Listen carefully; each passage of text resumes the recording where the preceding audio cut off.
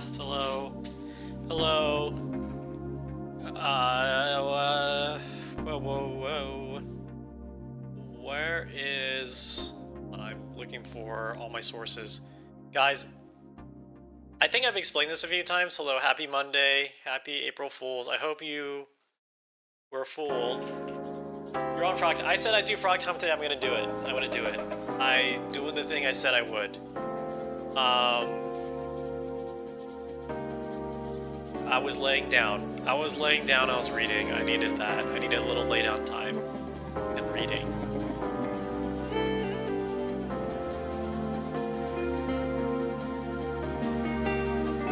It was good. Big Frog's coming. Okay. I'm gonna try to make it maybe 2.5 hour stream, which is pretty normal. But I gotta speed run a few things. So I want to add one thing to the Frog Time. Thing. And Big Fool's coming.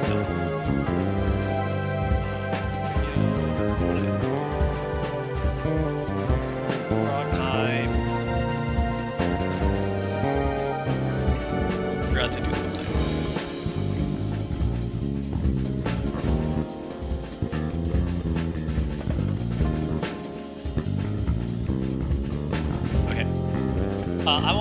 I want to add like so when the frog comes into Frog Time, I want to add like a little cute, like it actually reads the question out, or it shows the question as a caption. So I want to do that really quick, and then we'll do Frog Time Q&A. I mean, we gotta let people like get in here, right? So that's what I'm gonna do. What was everyone's favorite? What was everyone's favorite April Fool's thing? You saw a YouTube short explaining it's like free content, it looks like a podcast. Ooh, that's a good point. I actually, this is a different scene you'll see, but yeah, I should have a mic in front of me actually in the Frog Time scene. Hold on. Let me talk about my setup really quick. Here, I wonder if I can capture my screen and just show you like what is happening in my life that is not good.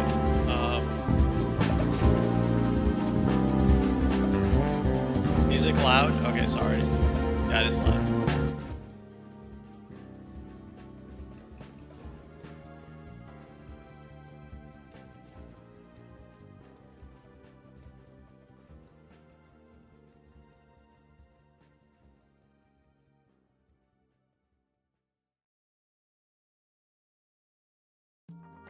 Somebody in Smosh announced their marriage to somebody they shipped with for years and nobody knows if it's real. That's crazy. Do I have a drive-through speaker mic? I could get one.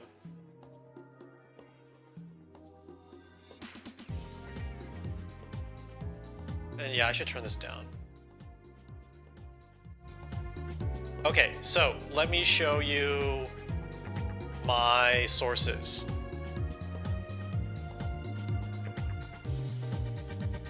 I can find my source for desktop capture.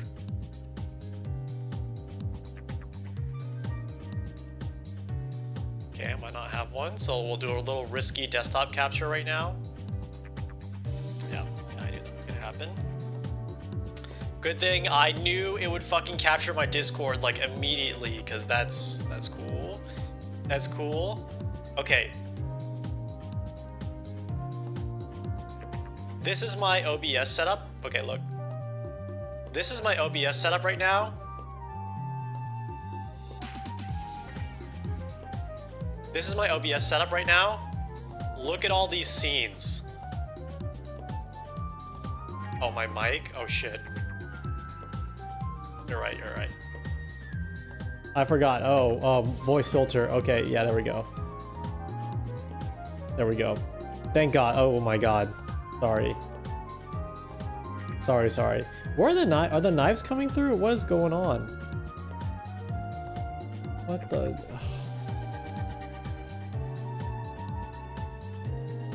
Shouldn't the knives be here? What is happening?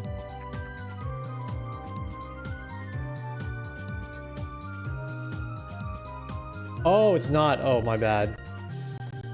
My bad. Okay, now they're enabled. Here, we'll do a special. Okay, adding to the list. We're gonna do a special knife pull. The heck? We're gonna do a special knife pull because I fucked up the knives. We'll do a special knife pull session because I fucked up the knives. Okay. So, guys, you need to understand. You need to understand something. Okay.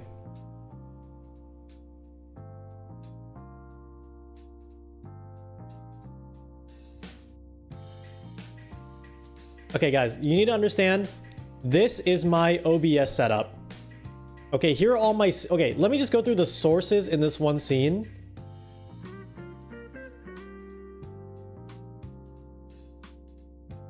Okay, I'm a source hoarder. I'm a source hoarder. And then this is all my scenes. These are all my scenes.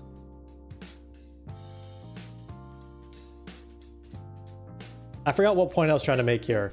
And so when I first made the Helldivers scene, that was like the breaking point, because it was a situation where I'm like, okay, there's definitely a scene that I have that is taking a ton of VRAM memory, but I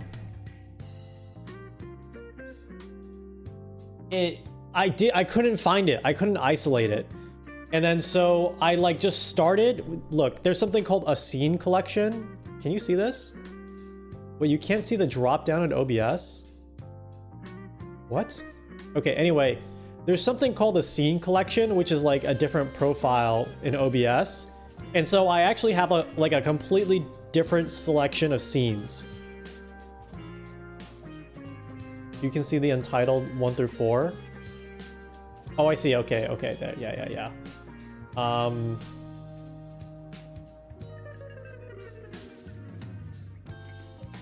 There we go. Yeah, you can see all this, right? So there's my Helldiver scene, Clean Stream 1. This was my 2021 scene setup. This is Clean Stream 2. This is where I basically have done everything for a year. And Helldivers was just supposed to be for Helldivers, but there's extra stuff in there too. But yeah, when I do stuff like Frog Time or the podcast, I have to switch back to this scene collection. And how do I live like this? Like I barely do. I barely am scraping by. I think this is kind of like a hoarding tendency. I think like a therapist can look at that. I'm gonna make this I'm gonna make this like I don't know. That's a clip right there. Like I am mentally well. This is what it takes, man. This is what it takes.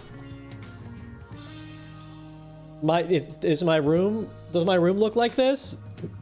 Who's asking? Okay. Who's asking? Don't Jordan Peterson me that I need to clean up my OBS settings. Oh my god. It's bad. What's up? Shout out Jams Virtual. They had a very cool Easter reveal yesterday. Easter bunny. They had a very cool Easter bunny outfit. Sorry.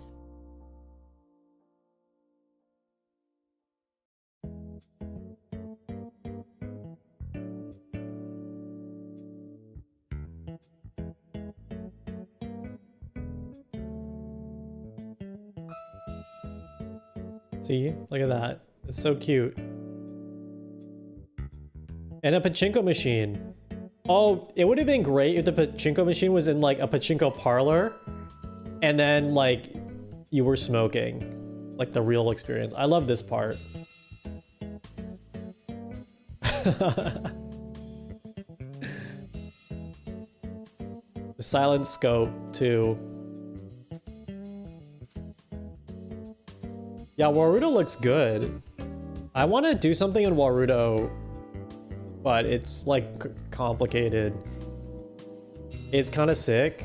Okay, maybe I gotta get into it. There's so much stuff you need to program that I'm like, this is a lot for me right now.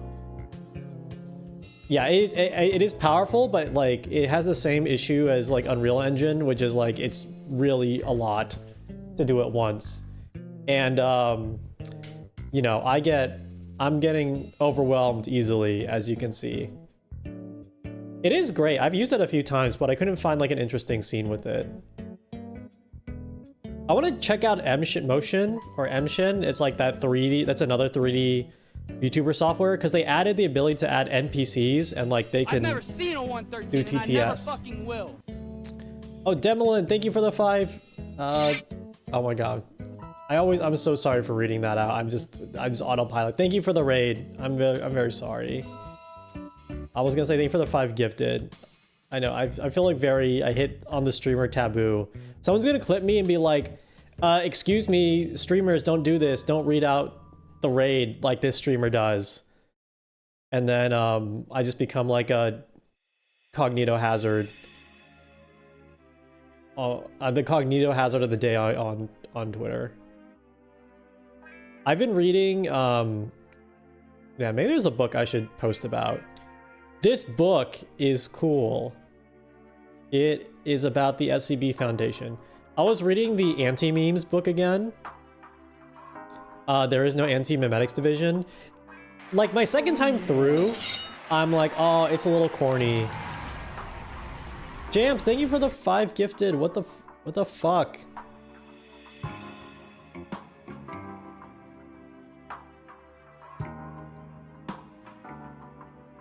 Thank you, Demolin, for the 5 gifted.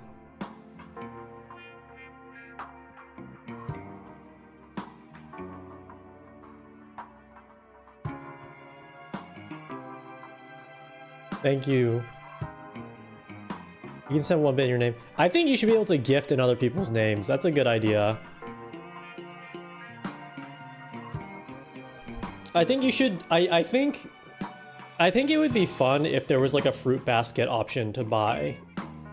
Like you can send someone gifts, bits, or a fruit basket. And then the question's like, what is a fruit basket? And it's like, well, that's for the engineering team to figure out what that means. I'm just saying there should be a fruit basket.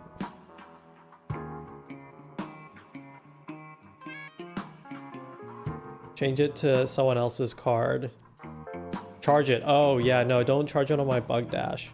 Okay, sorry. I need to lock in. Man, I need to. I'm gonna set my Slack status tomorrow to also be locked in, because I gotta be locked in for like a week straight. It's not fun.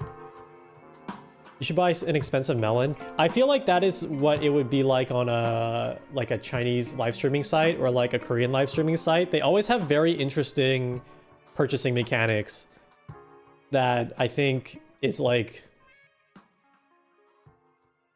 there's so much potential there. Thanks for the 5 get to Jeff Bezos, really only 5 subs. Yeah, you know the fuck. Here's like a fucked up UI thing that you could do is per gift sub that is dispensed out, it can show you the percentage of their like net income that those 5 gifted was. So like for Jeff Bezos, it'd be like, thanks for the 5, and it's like, yeah, those 5 gifted was 0.00001% of, like, not even, I'm missing a ton of zeros here of their net worth, and then so you can shame them. Oh my god. Oh my god. And like fucking the worst thing is if you could like use machine learning to only show people higher amounts of gift subs depending on their disposable income. That'd be embarrassing. Yeah, I mean, what I'm saying is pure evil. I want to be clear. It's pure evil. I'm not going to pretend it's like a thing. I'm not going to pretend it's a real thing. What I'm saying is like it's pure evil. And I never fucking will. Thank you for the raid. Thank you. Don't give them ideas. Don't worry, I have much worse ideas. Anyway, I was reading I have to recommend it. It's a fun book. It's like a fan fiction SCP, or not fan fiction. I guess it's canon, but it's about I've talked about it a few times. It's actually about the characters, but the ideas that it explores is like ideas that can camouflage themselves by like wanting to be forgotten. So it's like the opposite of a meme. Like a meme wants to proliferate and be known, but anti-memes want to like not be seen, and they want to be instantly forgotten. And then there's like really interesting ways in how the agents like they trick themselves into remembering, and they often find themselves in situations where they like encounter a new SCP, but they're like, wait a second, I've encountered this one before, I just forgot. And it kind of gets into interesting things of how like as humans we have to forget. Like we have to forget things. We have to not take in every piece of information or we go insane. Like we can't, like we already say it today, which is like, I can't read everything in the news, right? Like that's already something that people say today, which is like, I can't read the news. It's just too much. It's too much. I don't know. I like it. It gets really wild in the end, but I really like it. It's like a really fun. I think it's like, I think SCPs have like a huge range, right? Like there's some that are just like, oh, scary looking guy. And then there are, Mordecai, thank you for the raid. Welcome. Welcome. Hope you had a good game developer stream. Eyes wide. Eyes wide. Eyes wide. I'm talking about, we'll give a shout out in a bit. We were just rated, but we'll shout out Mordecai. I never stop believing, dude. You know that. You know that. I never stop believing. But we all have to believe for the... We have to believe one more time. We have to not believe one more time. Yeah, I was talking about an SCP book that I've been rereading. I've talked about it a few times on the stream, called There Is No Anti-Memetics Division. So it's like ideas that want to be forgotten. And I was saying like there's a range of SCPs that are interesting, which is... I'm not like deep in SCP lore. I'll like read a few. I've read a couple over the years, and it feels like they range from like, here are some like funny guys, like funny creepy guys. Here are like some funny creepy events. But then I think the way that this book was written is like it actually takes like a really interesting sci-fi angle where it like explores the idea of like, what if there was an idea that like when you got it, it was instantly forgotten, kind of thing. What's your favorite SCP? I mean, I think based on what I'm saying, it has to be 55. Like SCP number 55.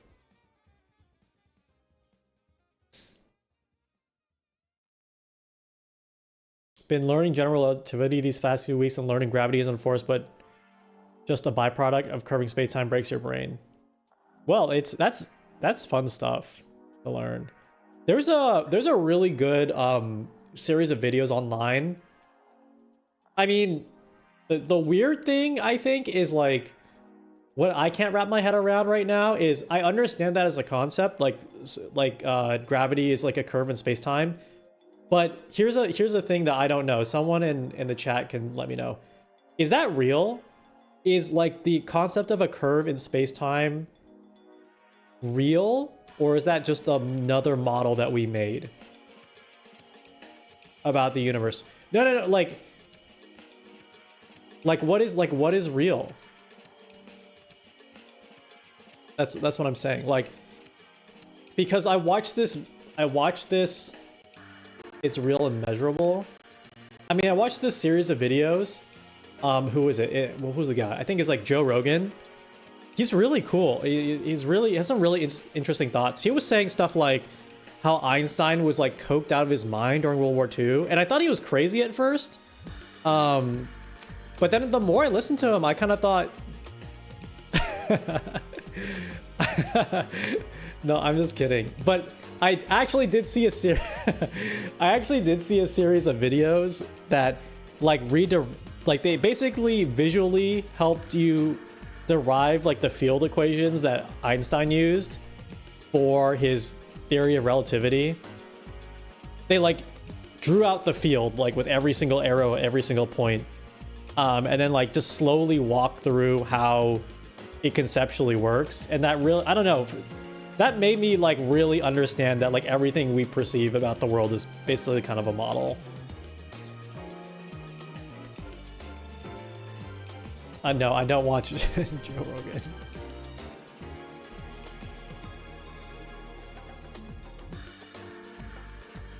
General relativity is one of the most tested and applied theories. Oh yeah.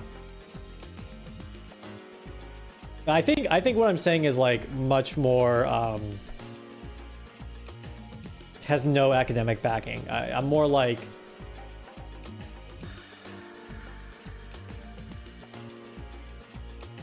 I don't even know how to describe it. I don't know how to describe it. Yeah, it's more of a vibe back. I'm not down. Okay, now I sound like now I actually sound like a science denier.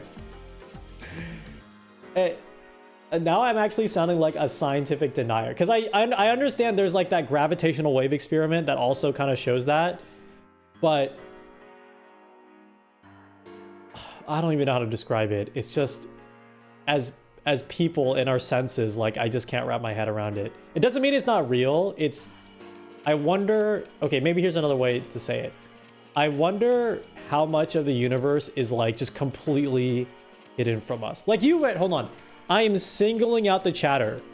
Like young POTUS, I'm singling you out by saying you've read the 3 body problem. So like you know what I'm talking about, which is what I'm getting at is like how that isn't not real, but how much of the universe is just so like the mechanics are like still from our own perspective, I guess. And there could be like an insane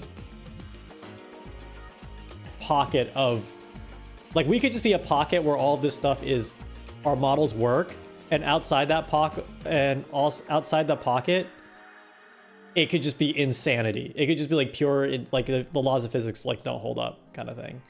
And I'm not saying this as like a debate. I'm like that's just like something I do to keep myself busy as I think about that.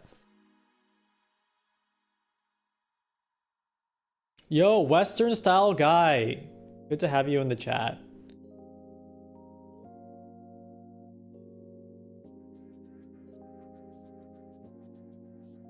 But it's good. It's cool that you're like deeply studying it. It's fun. Scar's loop theory.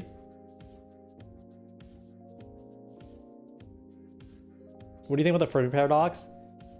I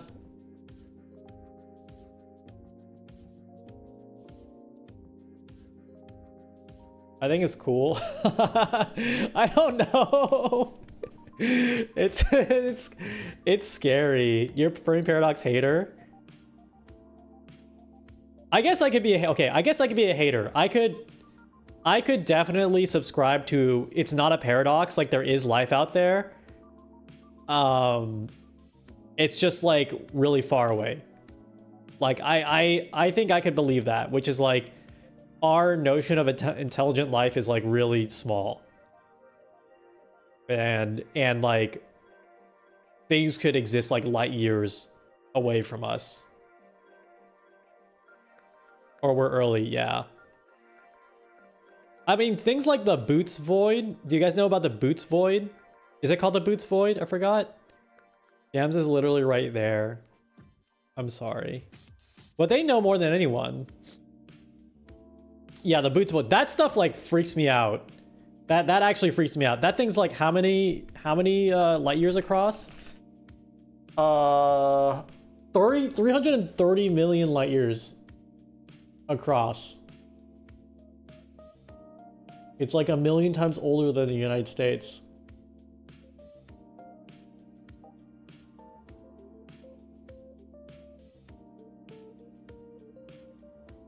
Dark Forest is classic human projection. In reality, is aliens actively avoid Earth. I like Dark Forest because it's cool and epic. But it does kind of smell like everyone in the world is everyone in the universe is confrontational for sure. But the other part, I mean, the other part of Dark Forest that is kind of a spoiler of the book, like I think I'm not coming around, but like I think one part of the Dark Forest that often gets left out is the Dark Forest like explains one part, which is the Fermi paradox, but what it also extends to explain is that the universe is like completely, I like this idea where if humans on Earth have like actually impacted the Earth's climate by existing on the Earth, then it should reason that a super advanced civilization is actively affecting like the fabric of the universe by like existing in that universe through like technology or something like that. Like I would imagine like even a Dyson sphere has some consequence among its local star system. So that's a thing.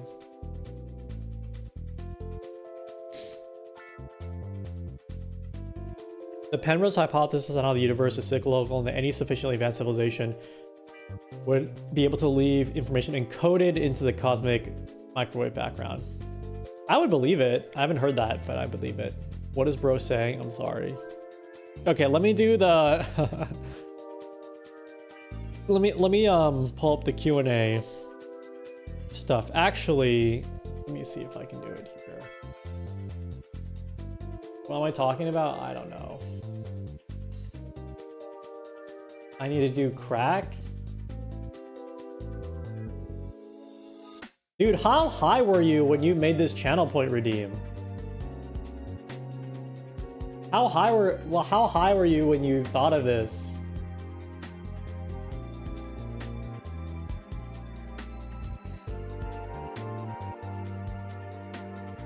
I actually had a little Eddie spaghetti yesterday, and I can't even comprehend the idea of like being hold on. I can't comprehend the idea of being really high and like having a thought anymore. Like, I think what happens to me is I'll just watch TikTok and then sleep. That's what I did yesterday. I just like watched Mush, and like it felt like having a brain massage, and I went to sleep.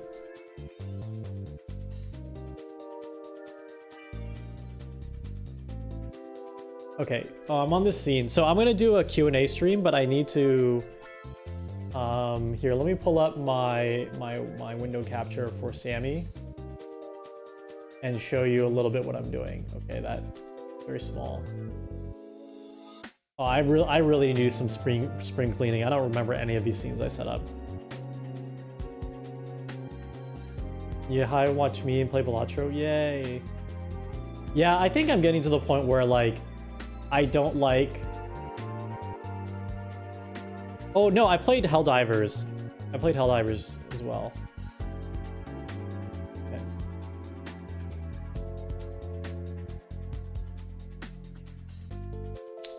Okay, so this grabs the question. So what I want to do is I want to add a Q&A segment. So Peepo call. And actually, let me add I'm going to cheat a little bit. I'm going to add a text file here that says question or question. And then background color black. And then select font. Guy. Oh, can you see what I'm doing? Okay, you don't see this manipulation, right? And then maybe custom text intents with like 400 with like 4.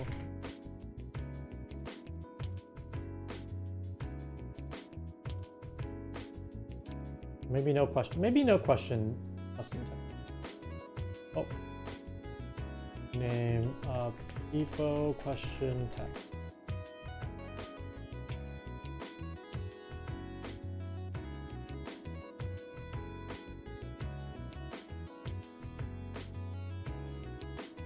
Okay, and then I want to test this really quick. Okay, great.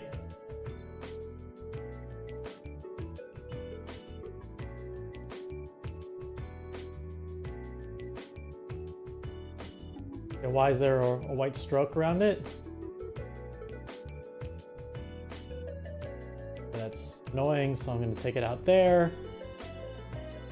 Custom text indents.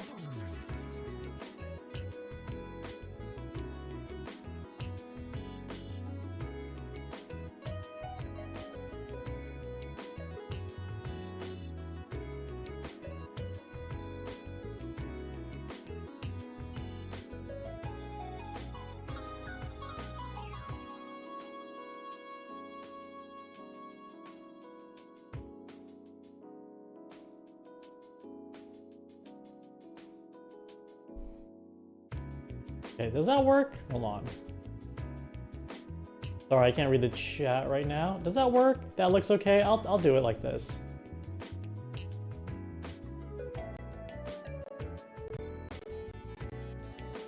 Is it weird you want to get pulled in a black hole and experience it?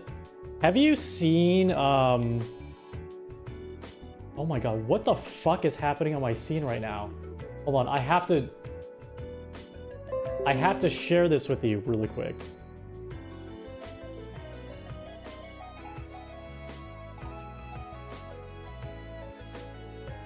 Okay. Guys, do you see this?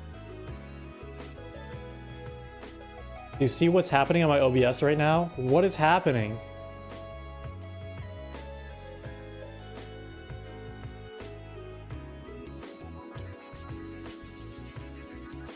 Okay, this is what happens when you hoard scenes.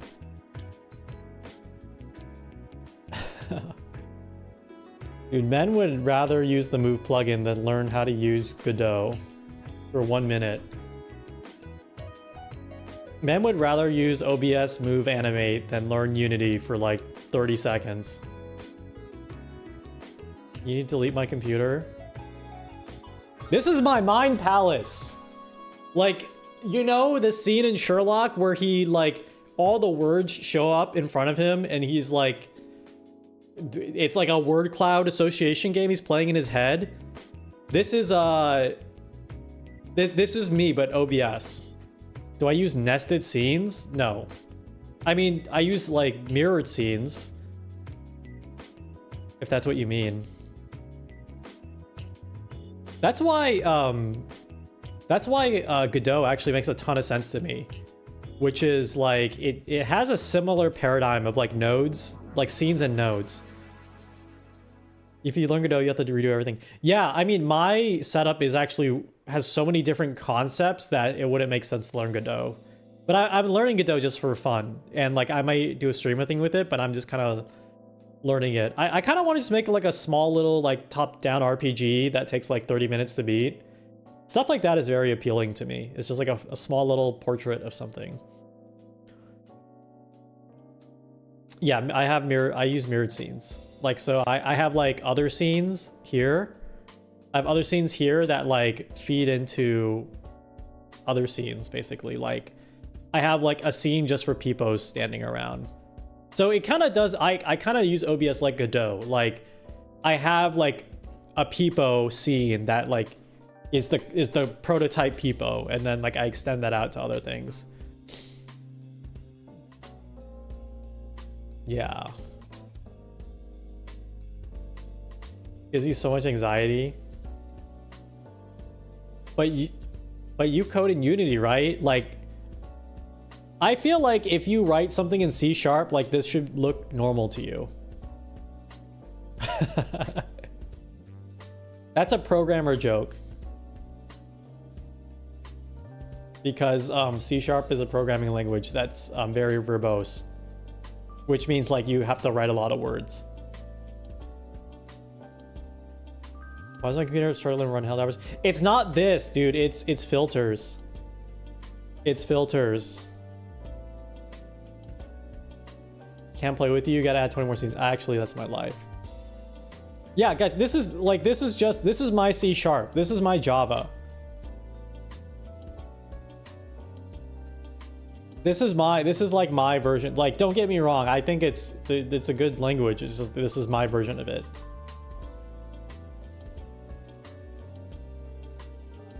My mind palace is quite messy. Yeah, it is. Now it goes away. That's cool. I've never done that before. Holy shit.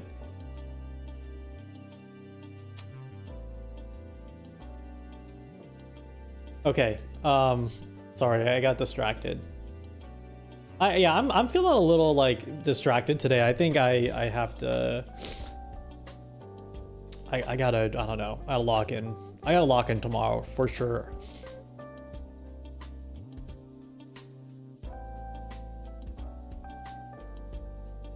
You mean my head? I'll need to clean. Okay, so hold on. I'm gonna do this. I want to do this. So this thing here, I want to populate it with your question. Oh, what's this button at the bottom left or the bottom right of my Sammy that says "Do not show"? Okay, good thing I didn't show that because that's my Google stuff. Okay, I need that. All right, so grab the question. Oh yeah, I should play Shinkansen Zero. God, I actually just want to play a gaming stream. I know the joke was I would just do a normal stream today, and that's the April Fool's joke, but I actually just do want to do gaming in a little bit. What if show? No, we're not showing. Okay, set this variable. Okay. People call. Okay, great. So I can set it here. And then I can set people text, question text to question. Okay, sorry. So let me show you this. I mean, the other thing is like, if I learn Godot, it kind of is easier to code in it because like I'm basically like clicking and dragging to code right now, and that's like not that's not ideal sometimes, but it does help me organize. So okay, I'm already grabbing the question to read out in TTS, which is broken, to read out in TTS, and then now I want it to come in through here. What game am I thinking? I mean, I've had a few games baking in the back of my brain for quite some time, but to start simple projects, I was actually pretty inspired looking at Taijiro's stream. Not like his concept, kind of his concept, but like the idea that a game could take place in like one very specific, like static scene, and just thinking about like how much can you do in that just one situation. Like, what if you just had a dude manning like a newspaper stand, and like that's all you have to work with? Like, how much game can you extract out of that with like very minimal menus and things? I guess like Balatro is kind of the same. What do I use for TTS? I use Sammy. Well, Western Style Guy, you also use Sammy, right?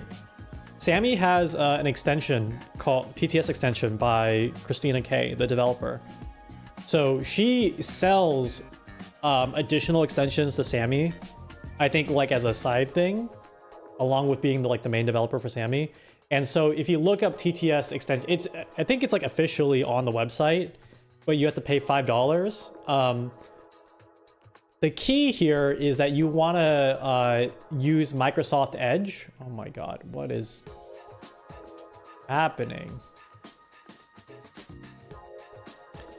Yeah, the key here is you want to use Microsoft Edge. Open up the Sammy bridge in Microsoft Edge. I totally find this out by mistake, like just pure coincidence. And opening it up in this browser specifically gets you access to all the natural voices that come through Microsoft Edge. Like, these are technically like way better sounding voices than the stock voices you get in Chrome. Oh, you can't see that, but like Haruka, Fuhi, it has to have this indicator, this is natural here. And so if you do that, like it... Hello from web. Yeah, it kind of sounds nice. Hello from web.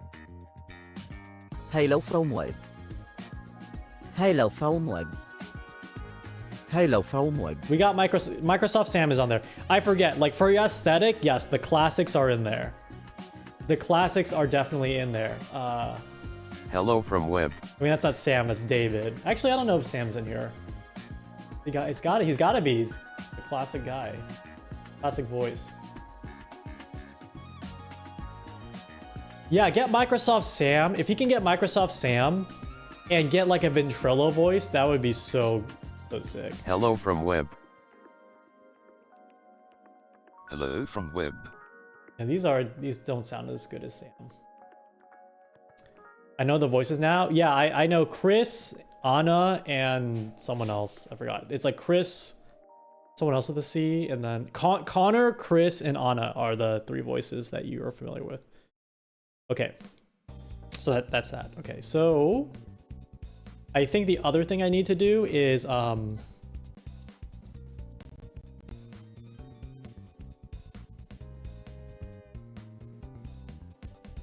perhaps the question. So move in the TTS. Okay, so this I want to add a source change visibility. So I want to only show the caption when they're moved in.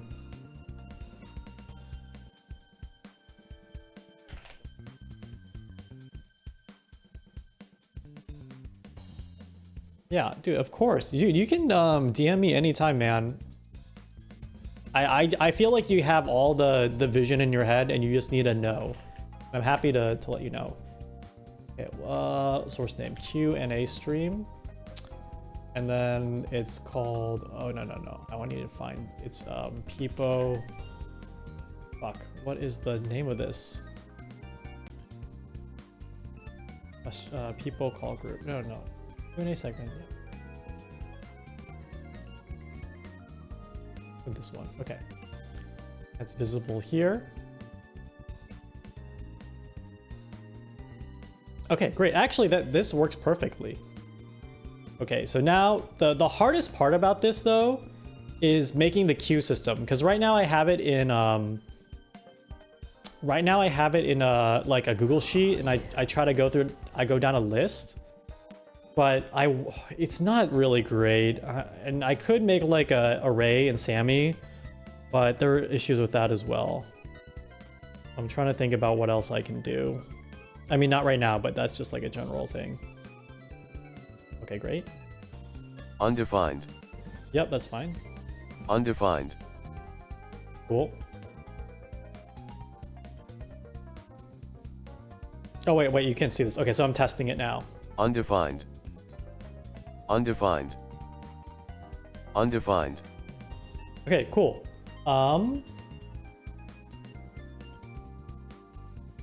And so now what I need to do is I need to open up this thing. Q, question counter.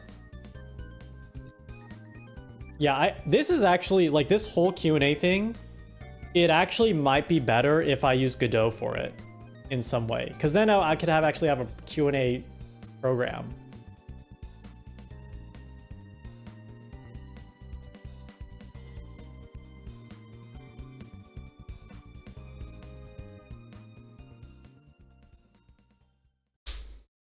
Okay, what was the question? Yeah, I'm losing track of like edit triggers, TTS, grab question. Now what is the, sorry.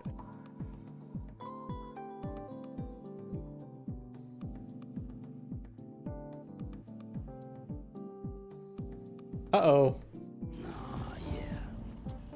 Can you send me a physics question from yourself? I don't know. I am not. You can? I can't solve it.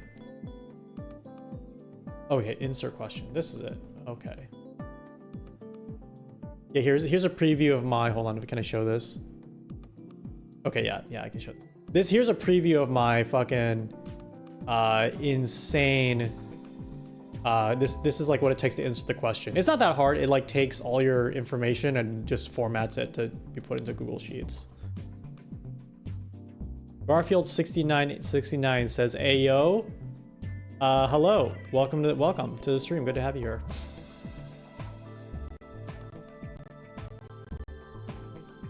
Get these guys up here.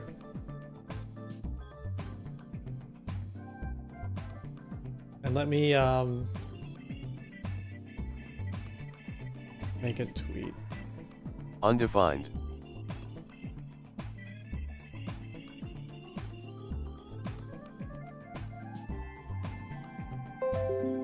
Okay, actually, I will need a test. A Q. Okay, let's test this. It won't be 100%. It won't work 100%. But try it out. Oh, hold on.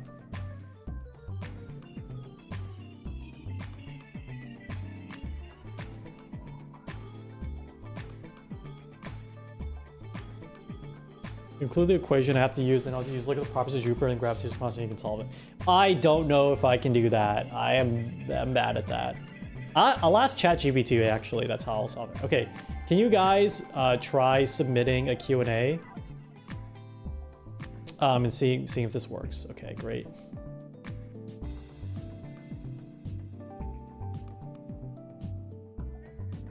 Cool. Okay, and then I'm gonna try doing this. Actually, let me set up all the BTS things. Yeah, actually, Western Style Guy, if you're still here, I should probably also message you some instructions on how I isolate the TTS as its own audio channel. You may already know how to do this, but I use an audio source, an application audio source, and I capture the audio from Microsoft Edge. So then I break it out into its own audio source, if that matters to you. So it may not matter to you as a thing, but it does to me for my setup.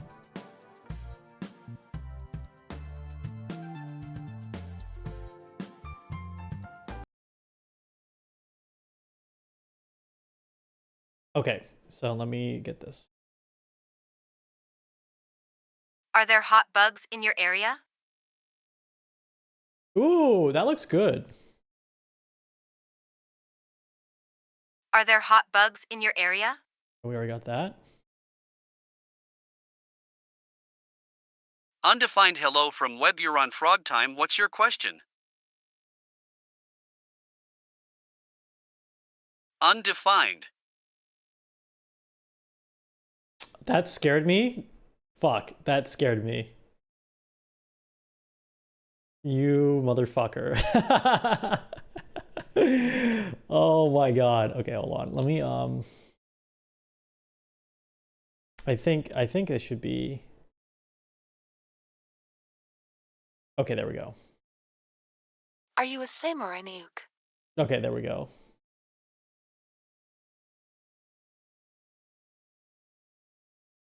Okay, so I'm going to update the channel point redeem where you can submit maybe 2. And we can get started with it officially in a minute. Q&A, yes. Don't ignore. I don't know what those words mean. I legally don't know what those words mean.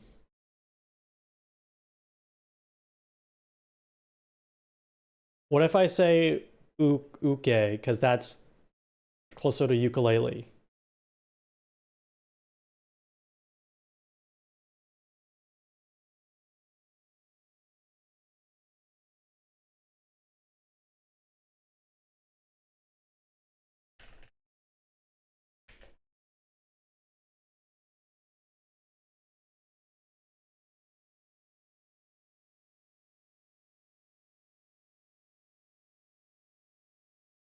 What if I did the Seme Uke test live on stream and find out?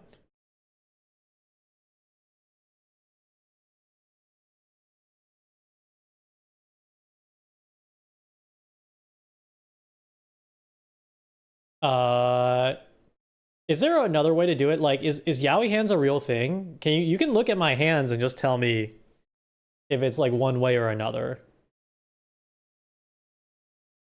You maybe say okay.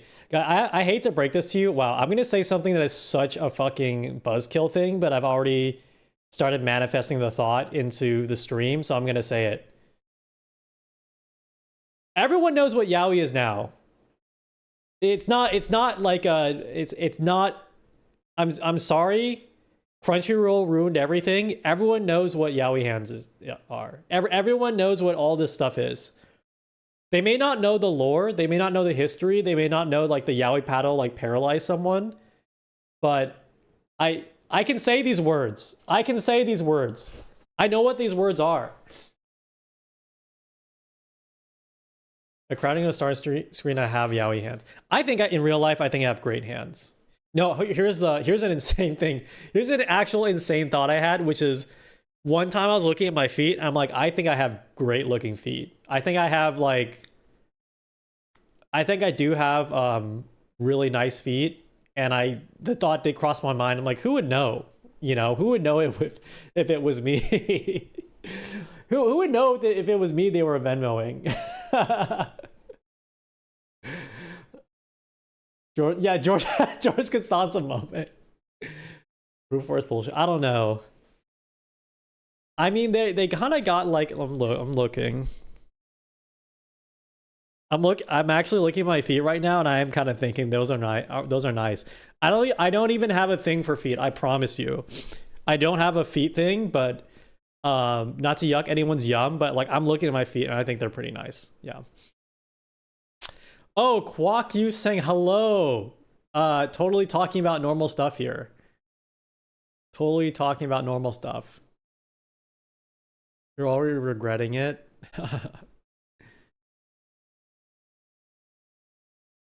Also feet. Yeah, nothing. Nothing. Don't worry about it. Okay, so you can use the channel point, submit a Q&A, and submit a question, and I will start going through all of them through the TTS.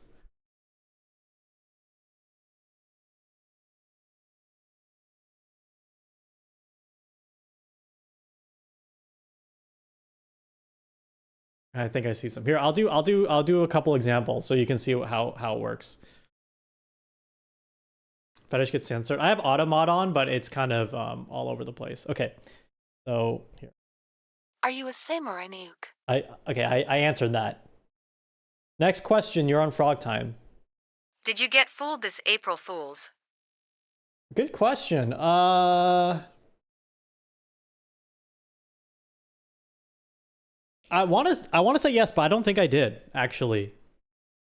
I don't think I did.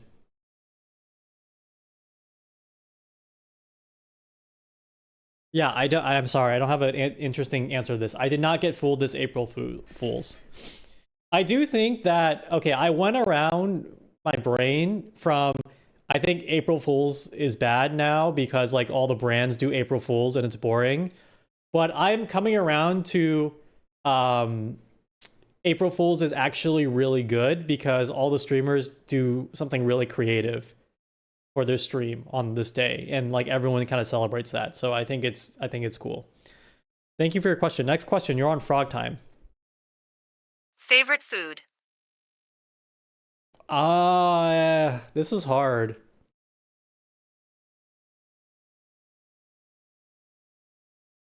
I have like favorite genres of food. Big fan of Korean food. Well, let me put the knives somewhere. It's not too crazy. Now let me get the that. So okay. This is really hard to answer. I think it changes day to day. Today I really wanted a burrito, and so I got a burrito. And I haven't had a burrito, I realized, in a very long time. So that was today's favorite food, was a burrito. I really like any type of Korean food is really good, and Vietnamese food is super high up there.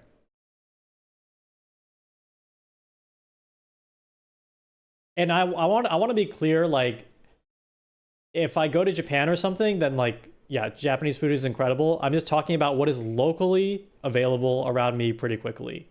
And unfortunately, like because I've had like food in Tokyo, like just like a random restaurant, tons of random restaurants, it's just really hard to compare to like food here in terms of like Japanese food. It's just like the ingredients are just so different, so much better. That's not a really satisfying answer. I can tell you like my favorite recent like fun little treat.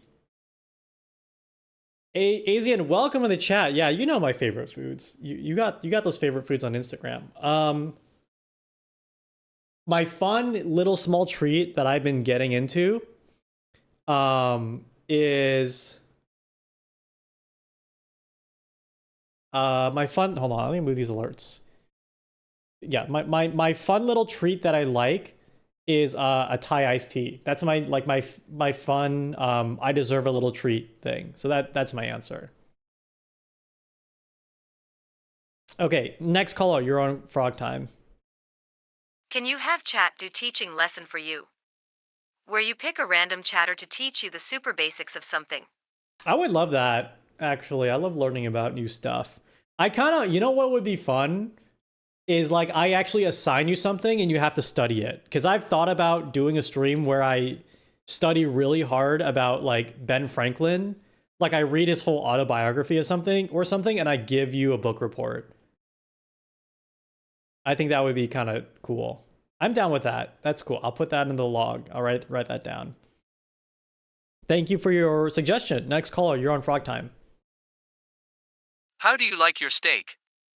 Rare or rare with steak sauce? I have an answer to this. Just rare. I mean, I don't not like steak sauce, but I haven't been in a situation where I had steak and steak sauce was readily available. But thank you for your question. Next caller, you're on frog time. Do you prefer your bug eggs fried or fertilized? I prefer them fried because that means I call down a orbital strike laser and they're frying them. Thank you for your question. You're on frog time. If you were in the apocalypse, what would you absolutely not eat? People, I think.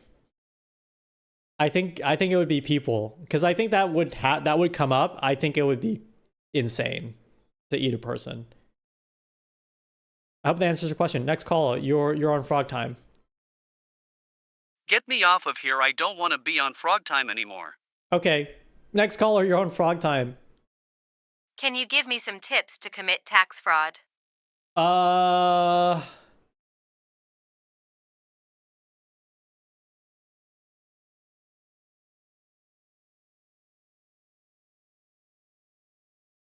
So when you become a streamer, you can open your own LLC, and through that corporation, you can. I'm just kidding. I can't tell you a real.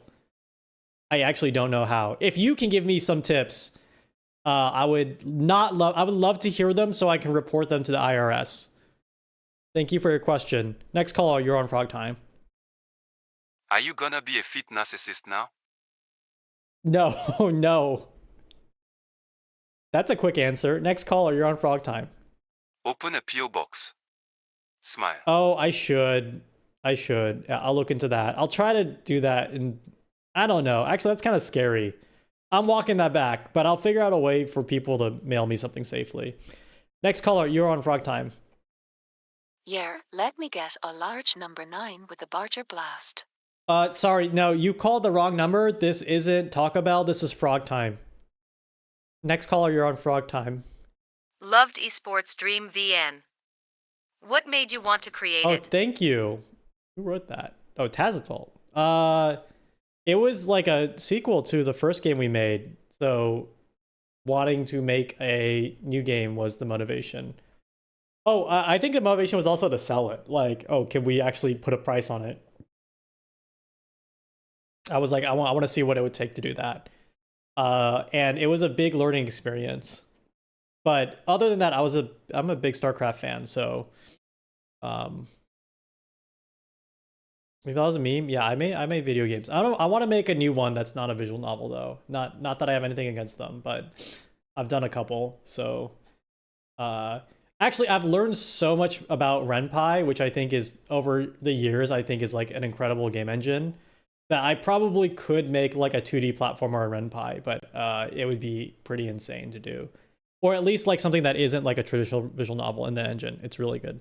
All right, next caller, you're on frog time. Oh, sorry. To answer your question, I mean, I like StarCraft, so I thought at the time, to me, the idea of video games about people playing video games is a really cool idea. So that's the idea that me and my co-writer wanted to explore. Why is this familiar? No, this is a legally distinct call-in show. Next caller, you're on frog time. Today is my dog's Quincy and Era. Will you wish a happy birthday to the old lady? Happy birthday, Freyan's dog. Thank you. Next caller, you're on frog time. Did you see Dog Hog Gem finally came out after 13 years? I did not, and I don't really know who that is. I'm sorry if they're someone I should know. Next caller, you're on Frog Time. Becky, you're not gonna believe this, but Janice was totally eyeing up Patricia's husband. Right in front of her. No wonder her kids are so screwed up anyway. What's up with you, girl? I think you have the wrong number. Sorry. Next caller, you're on Frog Time. Hi there. I'll just have what the guy in front of me had. Also a chicken quesadilla, please. Oh, no, sorry. No, this is not Taco Bell. I think you're missing a 3 at the end of your number. That's actually, it's supposed to be a 4. That will get you the Taco Bell, sorry. Next caller, you're on Frog Time.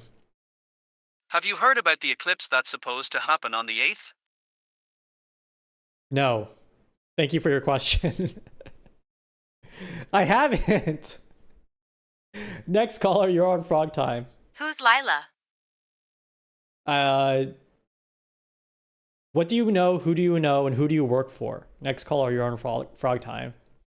What do you think of the current state of VTubing? Is it fun? Trying to think of the most incendiary response to this.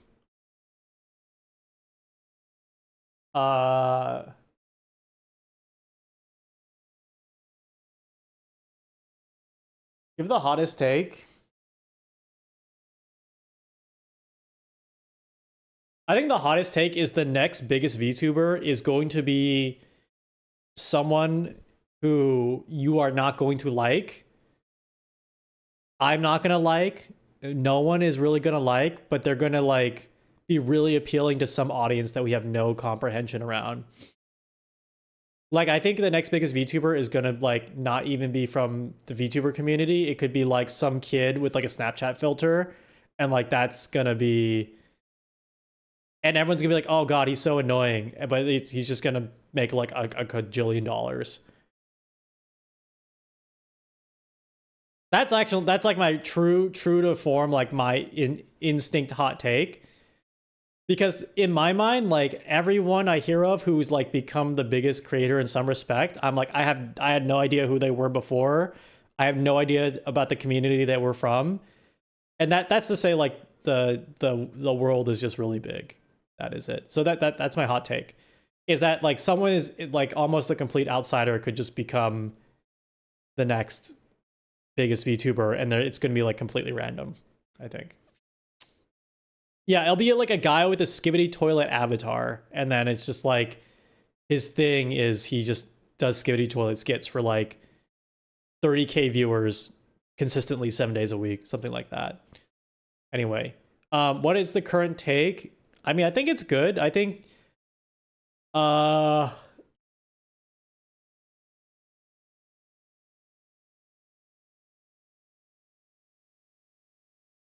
I don't know. I guess I have a hard time answering this question because I don't really understand. Oh, is it still fun? It's still fun for me, but I'm doing my own thing. I think, okay, this is a hard question to me because the word means so many different things to different people. I think it's still fun. I think it's better, in my opinion, in my mind, that you can stream as an avatar. That's great. I think if you evaluate this from like, are VTuber corporations doing well? I would argue like yes and no, because like a lot of them are kind of shutting down. Some of them are like having trouble. Others are doing fine. You know, there's like just not as many of them. There's like kind of a correction from 2020 to 2021 from then. But that's like a business evaluation of it. And then there's like the community evaluation, which is like, yeah, I think it's good. I think it's fine. It's in a good spot. Yeah, Hololive's the majority. Yeah, I mean, like when it's such a big community of things that it's like almost I know what you're trying to ask, but like when my brain is processing it, when it goes through how I understand the concept of like VTuber in my brain, it like short circuits, right? Because the way I read this is like, what do you think the current state of making videos is? Like, what do you think the current state of writing is? It's like, I guess it's doing great. I love to write things on paper.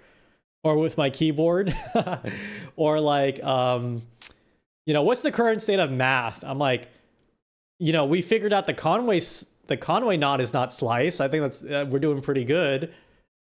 I think it's because I look at it like kind of a medium of like a way to express different things, where I totally get what people mean when they say the word VTuber and it's like a community or like a niche way of behaving. Like, even if you say this word to certain people, they'll think it's like specifically you have to behave like a idol, like a J-pop idol, which is like one very fun way you can do it.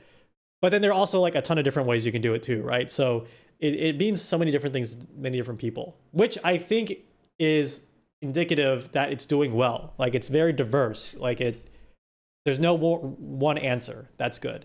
If I had an answer to this, I would say that's a sign that it's bad. If I had like one really clear answer to this, I would, in my opinion, that's a sign that it's a thing that I'm not interested in. Yeah. If it dies out, I don't think it dies out. I don't think the concept of streaming of an avatar dies out. Am I separate from the VTuber community? I have too much proper opinion. No one wants to collab with me. True. I'm just kidding. Let me give you even a deeper take. And I'll say this forever just because I think it's an interesting point. The state of streaming in general, and VTubers I think have played a part in this, it has accelerated so much that every stream, it's hard to imagine this now, which is crazy to me because it was such a big part of my life, that the idea that a streamer was like, quote unquote, building a business was almost like taboo, right? And that is like the default. That is like the default thing. Like, that's almost like I'm going to use entitlement would be the wrong word, but that's almost the expectation of like everybody in both from viewers and streamers. And like COVID, I think like hyper accelerated that, which is like, oh, every stream is like its little business thing. And even the way streamers talk has changed too, where it used to be like, oh no, I'm just like having fun and I'm, you know, playing games, which is like kind of naive in its own way, where now larger streamers will justify doing certain things and say like, oh, I'm doing it because I'm a business, or like I got to take care of my stuff, which is like fair and good, but it's like just such a crazy departure from where streaming started. And VTubers are like such a hyper accelerated version of that, because a big part of it was born out of Japanese idol culture, and a lot of that is like intertwined with just spending money. Like, spending money became a verb for like just straight up being a fan. And when that happened, like capitalism like just grinned 3 times larger that day, which is, I guess, great for everyone involved.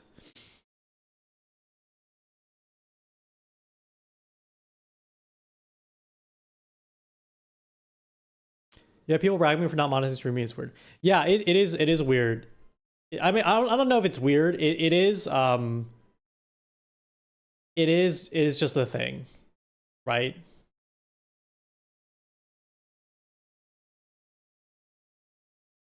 It's different. Yeah, it's different. Like, here's an example, right? Like today, Pirate Software broke the world record for Sushi Extra Records. Thank you for the tier 1. Thank you. They broke the world record for Hype Train, right?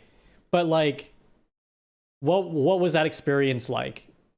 You're like sitting there and you're just getting super hyped up that like everyone's spending all this money, which is like, again, I don't want to like frame this as like this is bad, but something like that was unfathomable, I think, even a few years ago, right? Like that would just be the content.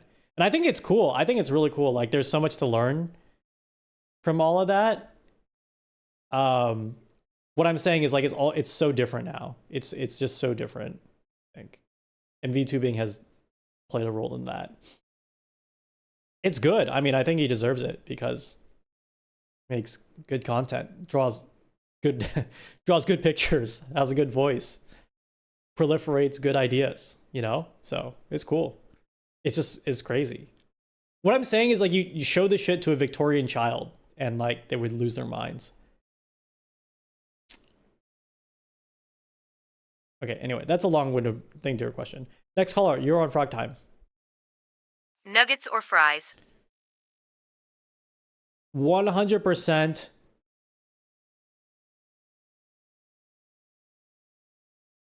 I was gonna say nuggets. No, I have to say fries.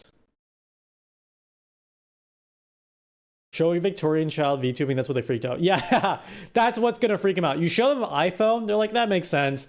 You show them a VTuber, they're like, their brain fucking explodes. I'm gonna go with fries on this one because fries for me, I like the Del Taco fries. That's the crazy thing. I love the Del Taco like ridged fries. So fries.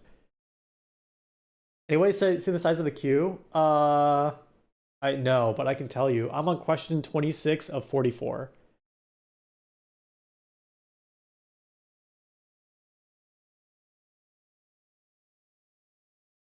How many bug eggs did you collect on Easter? I think I have an answer for this one. I think I did like 2 missions, so that's got to be 100 eggs. Next caller, you're on Frog Time. What's the best soup?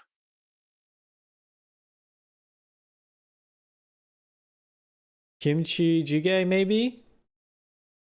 Any like spicy Korean soup I think is good. I'm trying to think of one that's not. I like tomato soup that's like full of preservatives and like tastes really sweet. That's also a really good soup. And next caller, you're on Frog Time. I'm currently baking a cake RN and the oven is at enough. Is this too cold and should I turn it up more? No, that's way hot. No, that's super hot. No, get off the call right now and fix your oven. Next caller, you're on Frog Time.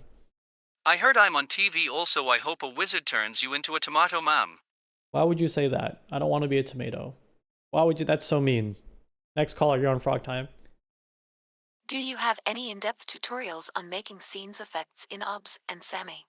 I don't have anything. No. I mean, I want to do more videos that kind of like show like a broad overview and like the thinking behind some of them. But if I were to be completely honest, I'm not super excited about like doing something that's step by step. I mean, I post them on Twitter sometimes, but I'm already so hands full with all these other ideas that I want to do. And the idea of like doing a tutorial that's step by step is really hard for me. But I do get excited about sharing like the broad general idea and like answering questions here and there. But in my mind, if I made videos and then I all of a sudden had to maintain a channel that was like purely tutorials, that is not like a fun situation in my mind. But I can recommend you people who have really great tutorials, like Nutty. I love Nutty on YouTube. Andy on YouTube is also great. I forgot the full name, but Andy, if you search like Andy OBS Effects, also like that guy is fantastic. And then a new one I started watching recently, I've been seeing clips of, is like Gale Level, GAELLEVEL. He's grinding out those like in-depth tutorial videos. But I think what matters more is like just get a feel for like 3 plugins and then like see what you can make with that.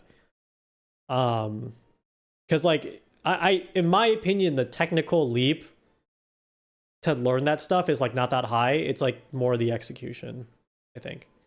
Andy Lippy, yeah, that's it. Yeah, and I'll say this, like, if you've ever done programming or if you ever made a game, what is the most satisfying is when you can like see your changes as quickly as possible. And that's why the OBS stuff is really fun, is because immediately when you like put something together, you can test it super quickly. So yeah. All right, next caller, you're on Frog Time. That's a good question though. Favorite video game you don't like playing? Dark Souls 3.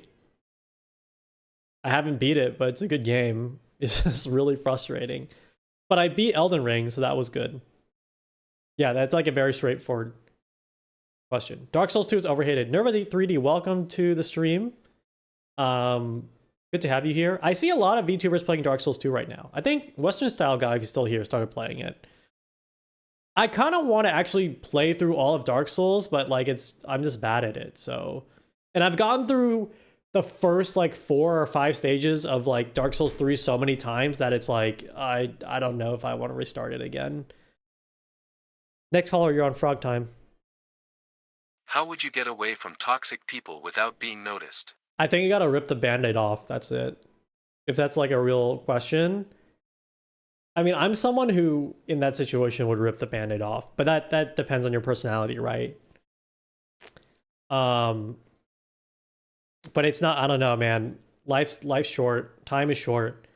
Here's another way to do it is like just get old, just become like 45 and be like, oh my god, like time is passing too rapidly. I don't have time for this. And just dip. Next caller, you're on Frog Time. Hello, is this the Krusty Krab? No, this is Patrick. No, I mean, this is Frog Time. Next caller, you're on Frog Time. How many TTSs do you have access to for Frog Time? A lot. Like, I have everything that's in Microsoft Edge, which is like at least 100, but I filter them down to like 10 or 13 for Frog Time. And it randomly chooses between that list of 10 and 13. Next caller, you're on Frog Time. And yeah, that's like a programming thing you can do in Sammy. It's like, yeah, create the list of names that you want, you know, have it randomized based on the list, and then just put it into the TTS system. How many TTSs do you have access to for Frog Time? Hello, Taco Time. I would like 2 large tacos. No, see, you're missing the last digit. That 3 should be a 4, and that will get you Taco Bell. Sorry. This is Frog Time. Next caller, you're on Frog Time. Is it true? Does Sega do what Nintendo T?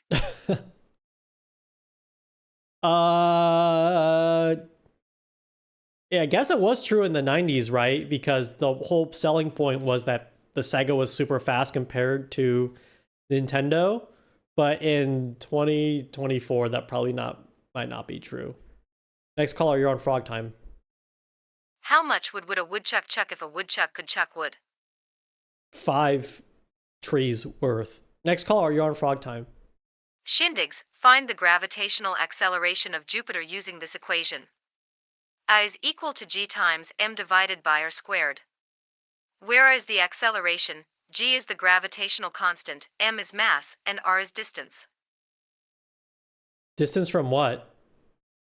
I mean, this is like, then m is like the mass of Jupiter, which we know. Then r is the distance of from what? Your feet?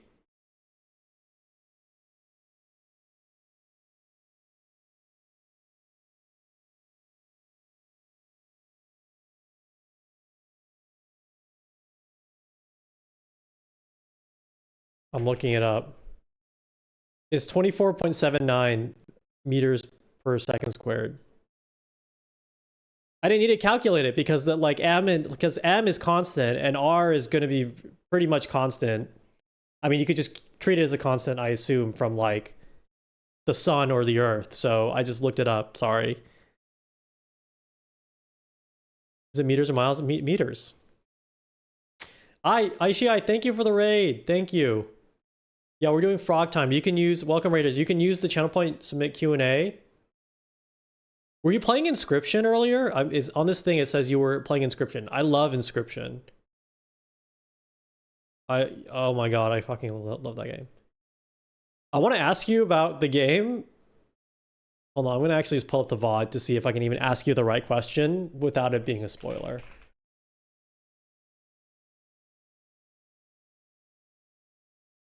You're obsessed? Yeah, I think you would really like this game. You might also like his other game, The Hex. If you ever... Yeah, play The Hex after you play Inscription. Because it has a very similar vibe, and it's very creative. It's, I'll just say it has a very similar vibe. It's easy recommendation. If you like this, you play... Okay. Okay, I see. Okay, so you are at that part. Okay. I don't need to ask you about things because I can see in your VOD you're at the cool parts. Hex is a steal for $6. Yeah, it's really good. It's by the same developer. I mean, it has the same vibe. It's great. Okay, next caller. You're on Frog Time. Would you date Debbie? No, Debbie is a spy for the Bug Empire. Next caller, you're on Frog Time. I need a book with manipulative, scheming characters. Got any suggestions? Technically, Three Body Problem has them. I don't read that much stuff. I'm trying to think about interesting books I've read and who. Because another book I read was Project Hail Mary, which is another sci-fi book, but there's no scheming characters in that. I read what's it called? World's Last Idol, Time's Last Idol, something like that. The Last Idol. It's like a translated short story about the last Japanese pop idol. But it's a body horror. It's like an actual body horror book. It's not actually about the industry. Like, spoilers, like they turn into this fucked up like 5-dimensional creature that is like the perfect idol. But there's no manipulative characters in that. I don't have a good answer for this. What was the title? Was Jam still in here? He knows the title.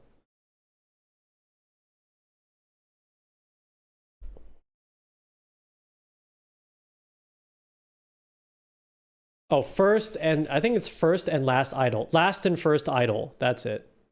That's it. Yeah. Last and First Idol. That's good.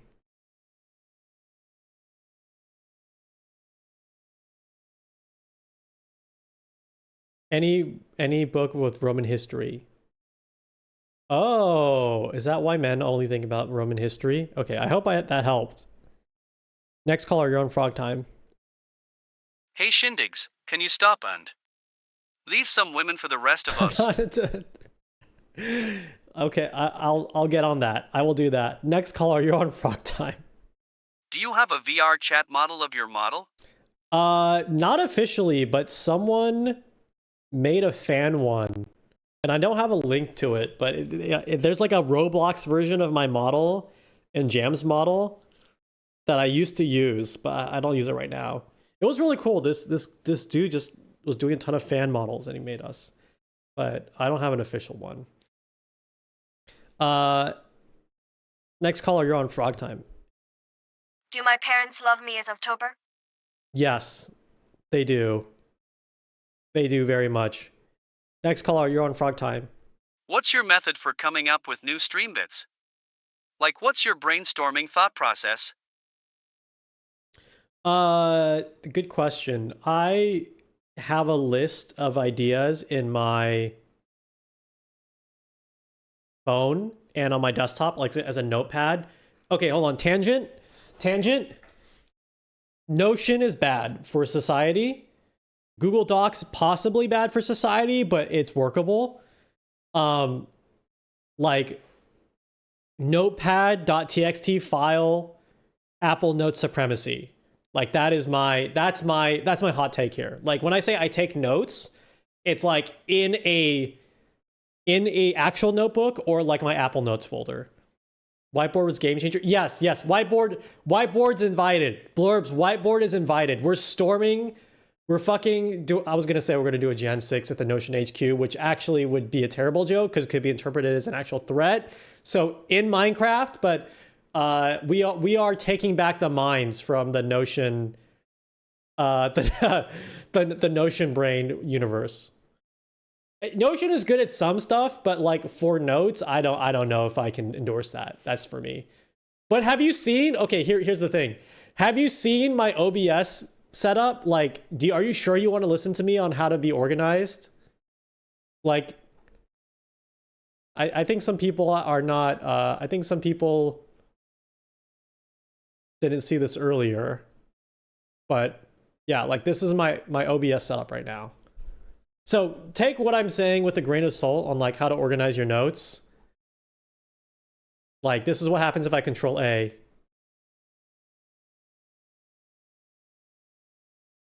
And then like here's all my these are my sources for my one. This is my main scene.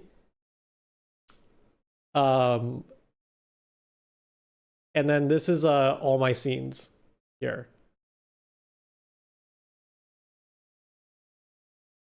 Hold on. And then also I'm trying to find, hold on. See, now I'm looking for the display capture to hide. Oh, it's right here. And let me restart the music. It gets quiet. Okay. Sorry, I need to actually answer this question. A lot of ideas I've had for a while because I've been trying to think of and like work with interactive streaming stuff for a long time. I used to like code my own. What's funny is I was actually watching a Doug stream for a bit, and I think from the very little bit I could tease out, I think he has a very similar setup to what I tried to do, which is like you have a server, you have like a server app on your computer which handles everything. Like for him, I think it's like AI, chat processing, things like that. And then you render everything through just like an HTML web page and do browser capture. And that's what I used to do. Like that's my assumption of what he does. And that's what I actually used to do. I had like a node server connected to IRC for chat. And then it was just like processing or rendering in a web page. And I pulled that into OBS. So like I was able to make different chat overlays with that. And so when I discovered Sammy, it was just like, oh, this just makes that shit like 10x easier for me. So like that came together really quickly. Mostly, yeah, I was doing a lot of other stuff before Sammy too, where I would like just do different VTuber models and things like that. It's always been interesting to me. So like some portion of my interactive stuff is like I've just been thinking about it for a long time. Because even before VTubing, like I would talk with friends about like, wouldn't it be cool if you could have an avatar while streaming? And the avatar could do different things.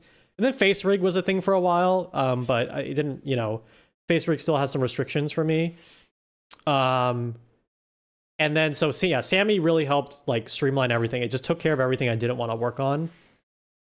The second part to your question is like a more concrete answer to this is, I actually will just sit in real life experiencing something and then I'd be like, this would make a great stream idea. Like for example, I don't play D&D, but like for example, if I'm like sitting with a group of friends and we're playing D&D and we're arguing, I'd be like, oh, this could be a stream idea. It's like chat is my friends and I'm the dungeon master and we're just like the stream is half D&D and then it's half of us arguing. So that's one answer. It's like I will actually go and touch grass and in the process of doing that, I'm like, how do I reflect this moment in streaming? And then it becomes the seed for the idea most of the time. Or like stuff I'm interested in. Like the mech pilot stuff is like a part of it is I've always wanted to do it. And the second part of it is like, well, I like mecha anime. How do I reflect that into streaming? But Degarat, thank you for the raid. This streamer raid. Thank you. This streamer is completely normal. Hold on. This streamer this streamer's OBS is a cognito hazard. Hold on. I was just showing this off. This streamer's OBS is an actual cognito hazard. No, I'm trying to find something else. Oh, right here. I'm so silly. Okay. This streamer does not exist. This stream, if you are watching this streamer, you've already been infected with the virus. It's too late for you, but maybe you can warn others before it's too late. This streamer doesn't exist. Warning. This streamer does not exist. Thank you for the raid. And welcome in. Yeah. Can we get a gamer shout out for a Bodega Rat? I actually followed your channel a while ago because you said you were gonna eat pizza. Like you were gonna do a pizza hand cam and I missed it. I feel sad. You have a sleepy? Yeah, have a good sleep. I'm gonna check out more of your streams in a bit. I'm sad I missed the pizza. Okay, guys, thank you for the raid. We are doing a Q&A stream where you can submit your questions and you can call in as a Peepo TTS. Here, I'll do an example here. Where actually, I was answering this question, which is, what's your brainstorming process? So yeah, the TLDR is like, there's something I'm interested in, just like a hobby or moment or life experience, and I just think, what would this look like if it was a stream? Like, it's basically that formula. It's that formula. What if old-timey movie was a stream? How would that work? Right? What if going to BlizzCon was a stream? Like, how would that work? What if a Peepo, like, what if band practice was a stream? Like, how would that look? And then you make it work. And then I think it naturally creates chat interaction, because if you're thinking about real life stuff, then it involves other people, and then the other people it's just chat. Like, one idea I kind of was inspired by was, what if we had like a DJ set in like a hotel room? Because like that's what people do at conventions. They like pull up in hotel rooms and drink, and like someone's spinning tracks or something. That could be cool. So yeah. Anyway, those are just like examples. That's like a hopefully very direct way to answer that question. Have a duck to aid in your travels. Thank you. Okay, next caller, you're on Frog Time. How do you make your eyes do that? Oh, I was born this way. Next caller, you're on Frog Time. Thoughts on Valentino Spring 2024 ready-to-wear collection? Is this the thing where the lady got red lipstick over her Valentino bag? Very fashionable, I think. Next caller, you're on Frog Time. In your opinion, do we live in a post-scarcity society? Ooh, good question. I actually think maybe. I think yes, and that kind of makes it sad, because not everyone has access to the post-scarcity part. Diggity, thank you for the raid. We're doing a Q&A stream. You can submit Q&A through your channel points.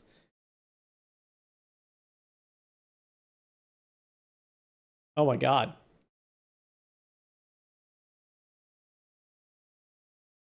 Yeah, I think we do. Okay, next caller, you're on Frog Time. Here. Hi. Thank you for your question. Next caller, you're on Frog Time. What's the biggest wild animal you think you could fight? I don't want to fight any animal. If I had to defend myself against an animal, I think the biggest... I was going to say squirrel, but a squirrel would fuck you up, I think. Because that's too small. It's too small. Kangaroo would still fuck you up. It's as tall as a human. I think, like... I hate to think it, but like small dog is like probably what I could take. I could probably take a small dog if it came down to it. But I don't want to. I might just let it happen. Like, I might just let him maul my face off if it came down to it. I couldn't hurt it. Next caller, you're on Frog Time. How much do you think success on Twitch is random number generator versus building a connection? I think building connection is important. I think these are like two different spectrums of like content libertarianism. Like, on one hand, it's like completely random, but I mean, you're talking, I mean, you need to think about it this way. You're going to ask a streamer who is at the top, statistically top 1%, if not 0.1% of everyone who tries to stream in a month, right? And that's not saying like I'm super big time. That's saying that if you have 5 viewers, you are actually in the top like 10 to 20. I'm making this up, but like you are not like a small streamer if you have 5 viewers. Like, you are in the top fucking like 5 to 10%, because most people have 0 to 1, right? So on one hand, you could say it's all random, etc. But I do think on the other hand, like, we've gotten a little too algorithm pilled, I think. Like, what's the point of all this? Like, what is the point of putting stuff on the internet is to like connect with other people, connect with like-minded people, maybe get famous if you want to, or like earn a ton of money. I think it's to connect with like other like-minded people, right? And so with that, I am veered toward more like building connection. And I think in some ways you can read that as like you have the network of other streamers or whatever, which is important. But I think it's like finding a way to connect to like the other human across the screen is just as important. Like joining a small community and like doing stuff, making stuff for them and just like your little group of freaks, I think is important. At the algorithm, etc., I think is powerful and is helpful, but I don't think it's helpful to think about that end. And that's where the random number generator thing makes like gives me pause, because like, yes, it's true, because you're putting out something in the world when everyone's putting out very high quality stuff constantly all the time. But for me, it's always been like, why do I enjoy the internet? It's like not the other thing. You firmly believe Twitch falls under 3 categories: getting deep in a specific game category, be pulled up by networking, or high viral content, either something and something hits. Yeah, that's true. Like also like live streaming doesn't have the same viral factor as like shorts or normal video or tweets. Like clips of streams have the viral factor, but that is not a stream. Like your you know, X number stream, size stream is like the only viral factor of that is the size, and even then that doesn't matter. Yeah, I mean at the end of the day, it's really important, super important to... Here's my mindset, which is not shared by everybody. It's really important to me that I can do what I want to do in the way that I want to do it. If you play the algo game, you may end up doing things you don't want to do, but maybe the thing you want to do is just number go up, which is fine, but like it's completely divorced from like what you're actually doing, right? Like if you find yourself in a situation, like if I found myself in a situation that was like, I got to give commentary on today's like gaming news and I have to do it because it's recent, I think I would just stop. I would just stop. I would like just not do that. I like physically as a person can't do that. But there are people out there who love to do that. Like that's their thing. They love to do that. Or there are people out there who like don't really care about doing that, but that is what pays the bills, or like that's what makes the number go up, and they want to do that, and that like brings them fulfillment. So I'm in the bucket of like, there are strengths and weaknesses to all these buckets, but my strength in this bucket is like I can grind on what I want to do for a very long time and not care, because it's what I want to do. It's like that's it. The weakness is like I probably don't capitalize on like a really good trend, right? Like I probably don't, like if a trend doesn't interest me and it's like quote unquote good for quote unquote business to do it, I probably still won't do it because it's like I don't care. Like I just can't bring myself to care to do it. I think a part of this is colored by the fact that I have like a pretty decent job, or like a very good job. And so I spend all day more or less doing things, not that I don't want to do, but it's not like, it's like I spend all day doing things that are already job-like. So to stream and then have like job-like qualities emerge from streaming is like automatically my like mental immune system is like, don't fucking do that, because we're tired. Have I considered go full time? That is like a very improbable situation that I don't even think I could consider it at the moment. But you can never say never. I'm pretty happy with what I'm doing right now. And so while I'm like continuing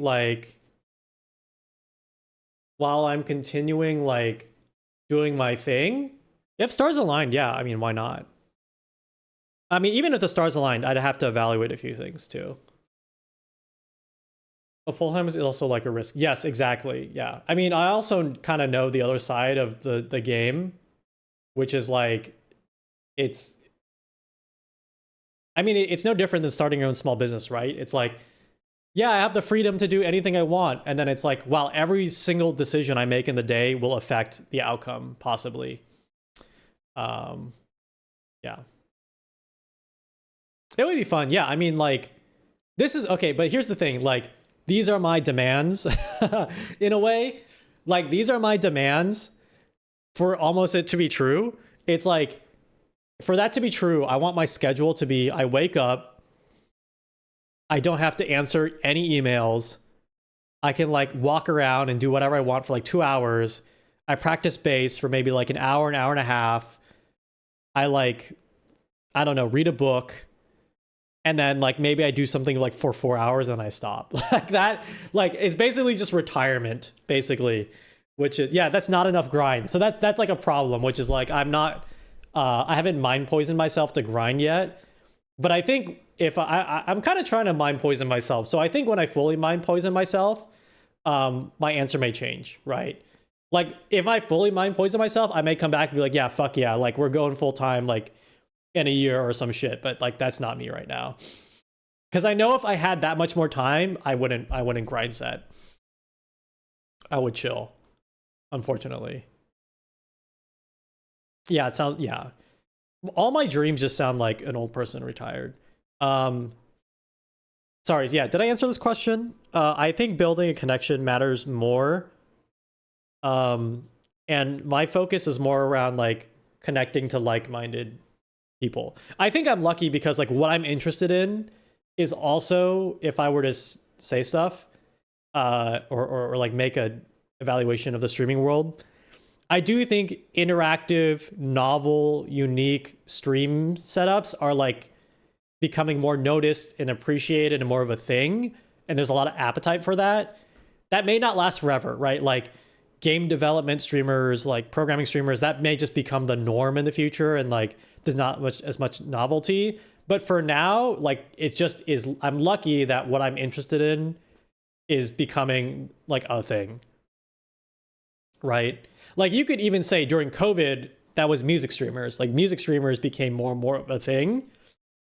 And it's a little less so right now, right? Like it's not as intense as it was in COVID. Next caller, you're on Frog Time. Mary Mac's mother is making Mary Mac marry me. Advice?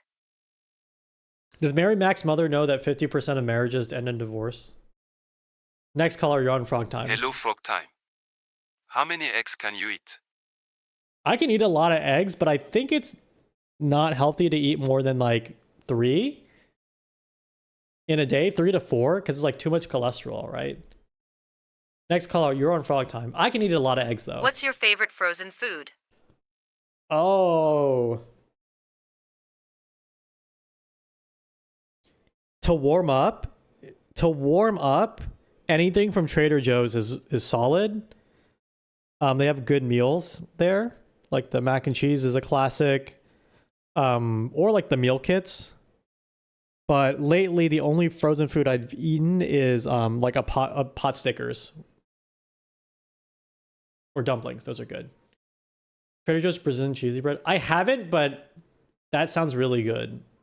I mean, everything they have there is banging. Next caller, you're on Frog Time. How many pizzas have you eaten recently? I ate cooked pizzas in Watts days. Oh my god. I probably eat 2 slices a month, to be honest. Because I don't order out pizza that much. Next caller, you're on Frog Time. Favorite fictional character? I'll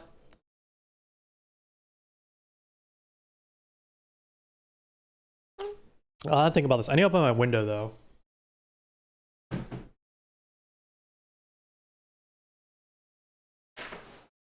I'm so anti-CO2 pilled, like Theo. If you guys know the streamer slash React Andy, but like JavaScript React framework React Andy. He started a trend on tech Twitter that's like, hey, you guys are killing yourselves by streaming in rooms with windows closed because you're not getting oxygen, you're getting CO2. And ever since that, I'm like, oh my god, that's insane. You want to buy one? No, I mean, the thing is, I did buy one, but I bought like a cheaper version of one, and then at the end of the day, I stopped charging it, and I'm like, I just need to open my window. That's what matters. Is that true? Yeah. You can look up like I mean, you don't even need a measurement thing for it. If you just like lock yourself in a computer room with no circulation, like the CO2 is building up to levels that get unhealthy. So it's just like open a window. That's it. The action is the same. Like you can spend the money on it, but like just open a window. Thank you for getting that sub, Future. Thank you for getting that sub, Future Skeleton Club, to ICI. Thank you. Oh, I didn't answer this question.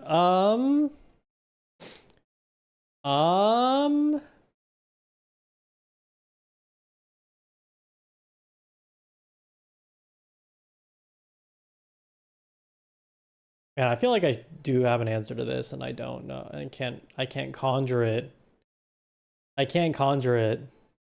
Can we like we'll focus it down?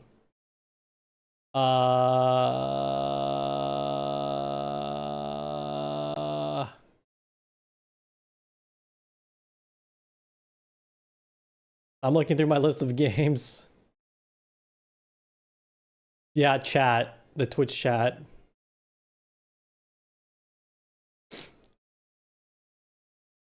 God, I feel like I should have an answer to this. I don't know.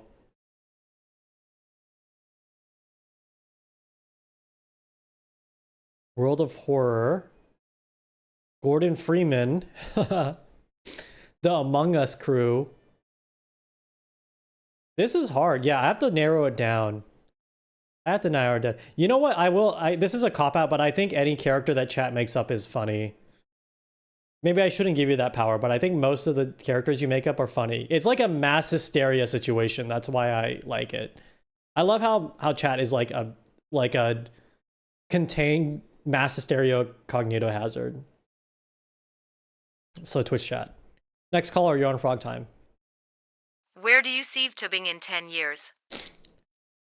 Good question. Okay, I'll give you the cynical take first, and then I'll give you the real, and then maybe a more measured take. The cynical take is that if VTubing is like really is going to like super explode. I mean, it's already super exploded.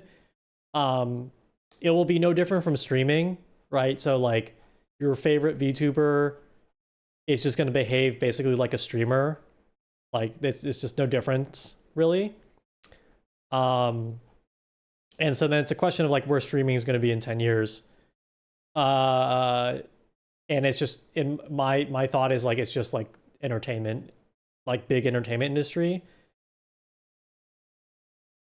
I think what makes me optimistic though is there's a lot, at least the way the platforms work now is that there's not a lot of incentive to like join like having to plug into an agency or plug into management. Like streamers who get big get teams and agencies and management out of necessity for like they're just too big, they can't handle everything. Versus I feel like the traditional entertainer routes are like you start at an agency or a management company and they like try to grow you, and in return you like owe them a ton of money.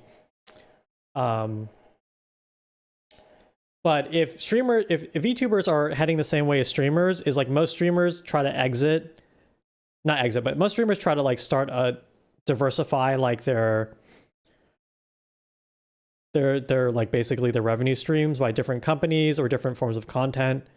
And so then they just kind of become brands, and then you just see them at Walmart in the energy drink aisle, something like that. So that's like the capitalist endgame, I think.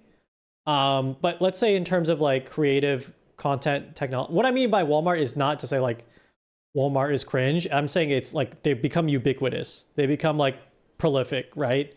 Like when I was in Japan, like they had HoloLive coffee in the convenience store, right? Like that's the level I'm talking about. Is like you go to a store and it's like you can buy your favorite Project Melody McDonald's meal, something like that.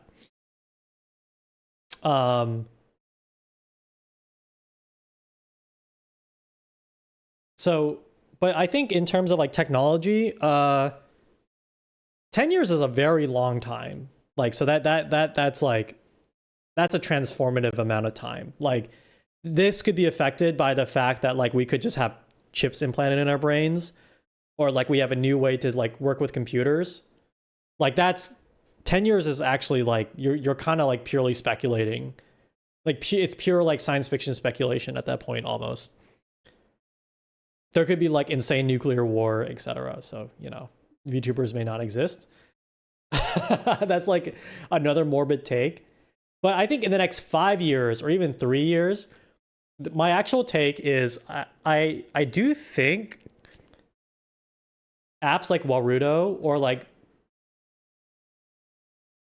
I think things like Warudo become more popular. Like I think VTube Studio as well will just become more of a world builder rather than like a avatar host. Like in VTube Studio, I think you'll be able to in the future you'll be able to like build entire worlds for your avatar, and have like interactive rooms and stuff. Like that just becomes easier for everybody. I think that becomes more of a thing. I think specifically, like you'll see. I think this idea of like being a game developer and then being a streamer is more elevated, right? Like I think I'm noticing like being a game developer or being someone really good at a craft and also being a streamer or VTuber like really is like a huge superpower for you, because then you can just create what you need in the moment. You can conjure without having to like commission anybody. So I actually do think in the future there's going to be some type of crossover between like interactive game and streaming. And that used to be a thing people thought was going to happen with Twitch Plays Pokemon. But I think the missing ingredient is like now there's like a personality and like a world building idea around it. So that I think that's like the 5-year idea. That's new. Solo commissionless VTuber one. Yeah. Yeah, you gotta start with shapes. Like you have to debut as a shape and then like slowly grow over time, like a square. Okay. Next caller, you're on Frog Time. Not a question, just wanted to say the anime your Discord server name is referencing is my favorite. You have good taste. Oh, thank you. Yeah. It's VTuber Experiments Lane. Next caller, you're on Frog Time. Not a question, more of a comment. Notion is worse than January 6th. In Minecraft. Next caller, you're on Frog Time. We are so back. We are so back. Where are we at? I don't know where we're at. Oh, okay, we're at 61 of 68. Next caller, you're on Frog Time. Yeah, can I get a Mexican pizza and no, you have, this is not Taco Bell. Guys, this is not Taco Bell. This is Frog Time. Next caller, you're on Frog Time. On a scale of 1 to 10, can I borrow $5? 0. Sorry. Next caller, you're on Frog Time. What's the most useful thing you spent money on as a content creator?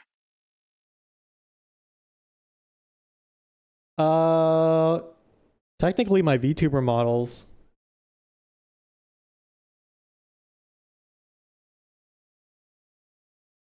But let me think of a real answer.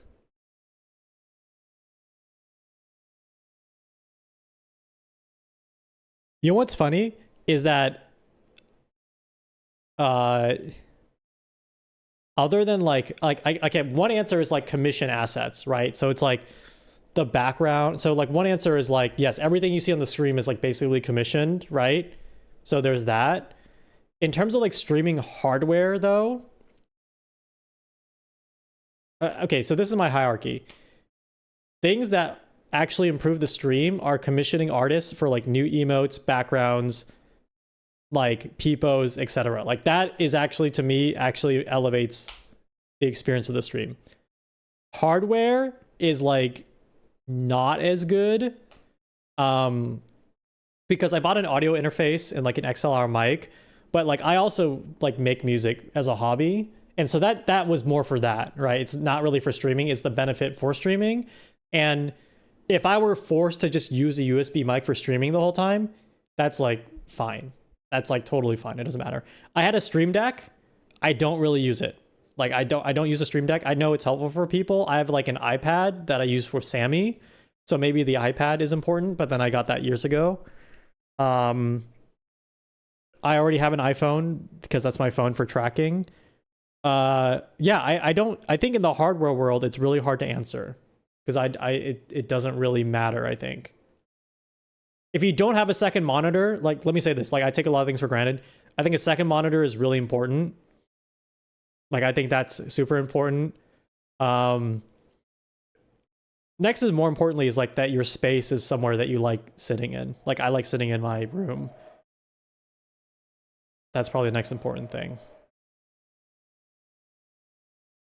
Oh, also, like, technically my speakers, which I also got for music, but I was wearing headphones for a long time while streaming, and it just gave me a huge headache. So, like, having speakers at an angle in a way that wouldn't feed into my mic is good.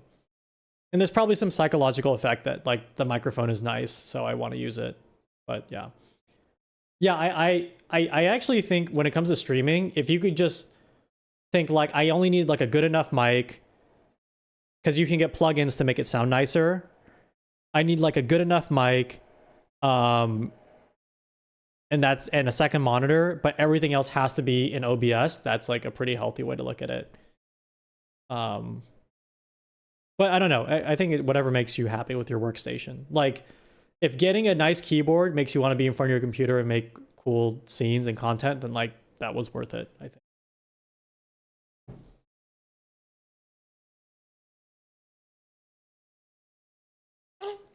I spent on music that appears on streams. I have a lot of stuff that has not appeared on streams too. So yeah.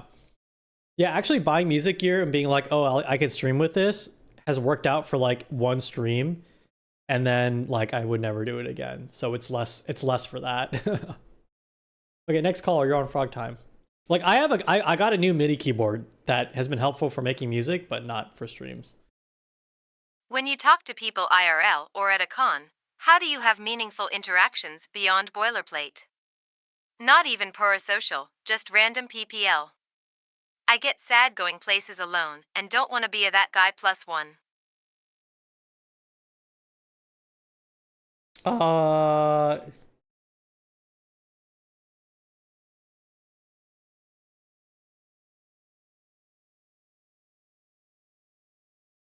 This is hard to answer because I barely go out as much as I used to. That's hard.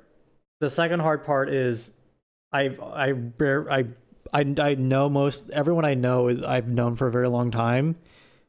So, like, I guess I haven't really met anyone new. Like, in the grand scheme of, like, if I were to look at my friend network. So that's also hard. And then a lot of them I met through work. That's also not a good answer. That's also not a good answer. I used to just drink and talk to people. So that's also not a good answer because that's, like, not good for your health and body. But that was helpful. Yeah. I think right now, if I end up in that situation, I feel like I'm okay. So this is, like, not a healthy mindset, but if I end up in a situation like that where it's, like, mostly random people, but I want to socialize, I feel like I am forced to socialize, so I just do it, and then I try not to boilerplate it. Like, I think my not boilerplate thing is, like, I try to ask what people are interested in some way, and then just make them tell me about it. Because I'm legitimately mostly interested in what people are interested in, because people usually have interesting things to talk about. And then that's it. But I don't have I don't know. I'm in the same boat as you, man. I don't know. I just started streaming. I just started streaming. Yeah, I mean, I think if like, gun to my head, it's be like, what are you into? Even though that's, like, a shitty question, I think you could probably find a way to say it better on the internet. But, like, I actually legitimately, if people are like, oh, I'm really into movies or some shit, I'd be like, tell me, I want to know. I guess there's a perverse notion there because, like, then I'm like, is that content? It's like, can I turn this moment into a funny stream moment? Yeah. I think at a con, I don't know. At a con, I've always gone with people I know. And anytime I've gone to a con and I try to socialize people I don't know, it hasn't, yeah, I'm in the same situation, which is like, I think my friend group has just been birthed out of what most people have birthed their friends groups out of, which is like internet friends, like not meeting in real life first, internet friends, work friends, proximity to work friends, like friends you grew up with, etc. So like, I think my circle is pretty normal versus like, did I go to the Anime Expo masquerade or something and meet someone there? It's like, no, that doesn't happen. Yeah.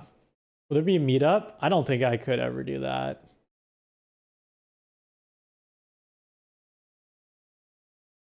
What would we do? We could like role play mass hysteria event. Community barbecue. Oh, that's nice. I actually do like when people get together and we eat, you know, there's like eat Korean barbecue. I actually like that idea. I used to play Among Us with this group over COVID, and I felt like we all became good friends. I've lost contact, I think, with most of them, but yeah, most people I've met are online, or I've met them online first. One time you met Discord friends at Airbnb BBQ. Yeah, I think I mean, I think you're hitting on what I would say is pretty similar to mine, which is like, it's hard for me to go to a con or real life and meet someone. But more often than not, like I meet quote unquote strangers online, and then through like community interaction, we become friends in some way, or like acquaintances. Yeah, I'll do a live pillory. Yeah. But like, do I go out like if I go to a con, like do I befriend someone at the artist alley or something? Like that just doesn't happen for me. Or at the cosplay meetup, yeah. I feel like if you're a cosplayer though, like you can meet someone in real life and be like, oh, you do the same thing. It's like a physical hobby. Next caller, you're on Frog Time. Sorry. Yeah, I didn't have a great answer, but I just shared my experience, which is very similar to yours probably. When you talk to people Oh my God. IRL or at a con, how do you have meaningful interactions beyond boilerplate? Not no. even parasocial, just random PPL. I get sad going places alone and don't want to be a that guy plus one. Hold on. I'm scared to click it again because I'm scared it's the same one, and I have no way to check.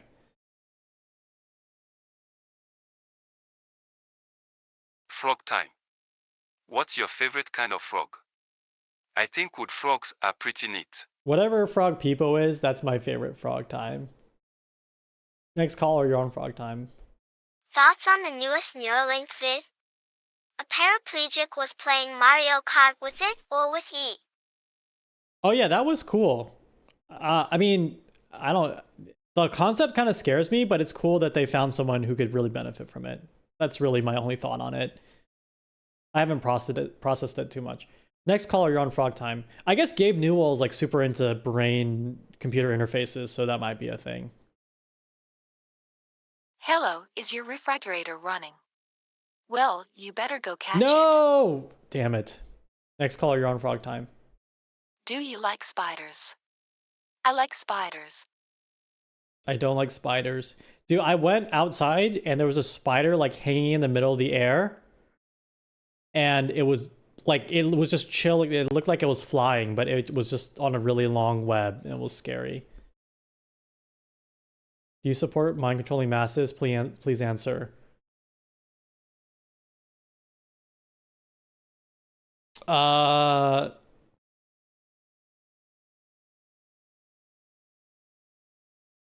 No. Next caller, you're on Frog Time. Do you like spiders? I like spiders. Undefined.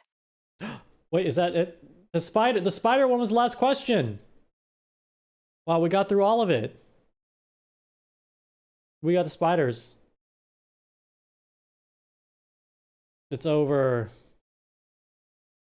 So fucking over.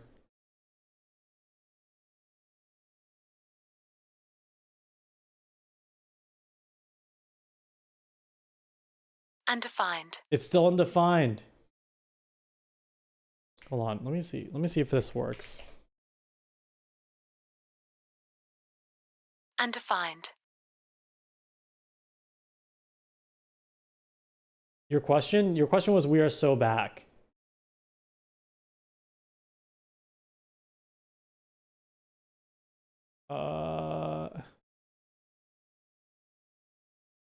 What index is this at?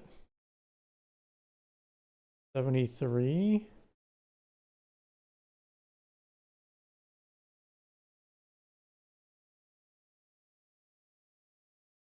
Hold on, this might work.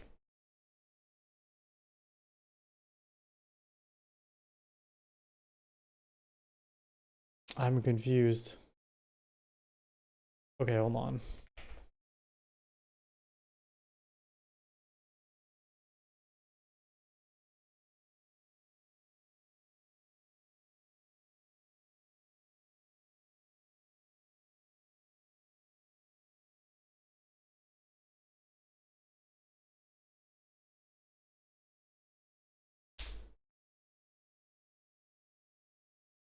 Okay, now it shouldn't be broken. It should not be broken now. Okay, let's try again.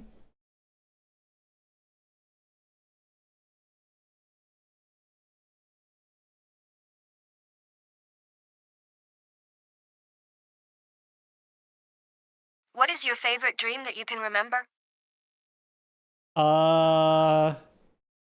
I don't have a favorite dream, but I have a lot. Sometimes I have dreams about the world ending a lot, and it's very scary. Like meteors are coming, or there's nuclear war. I remember those, but I don't have a favorite dream that I remember.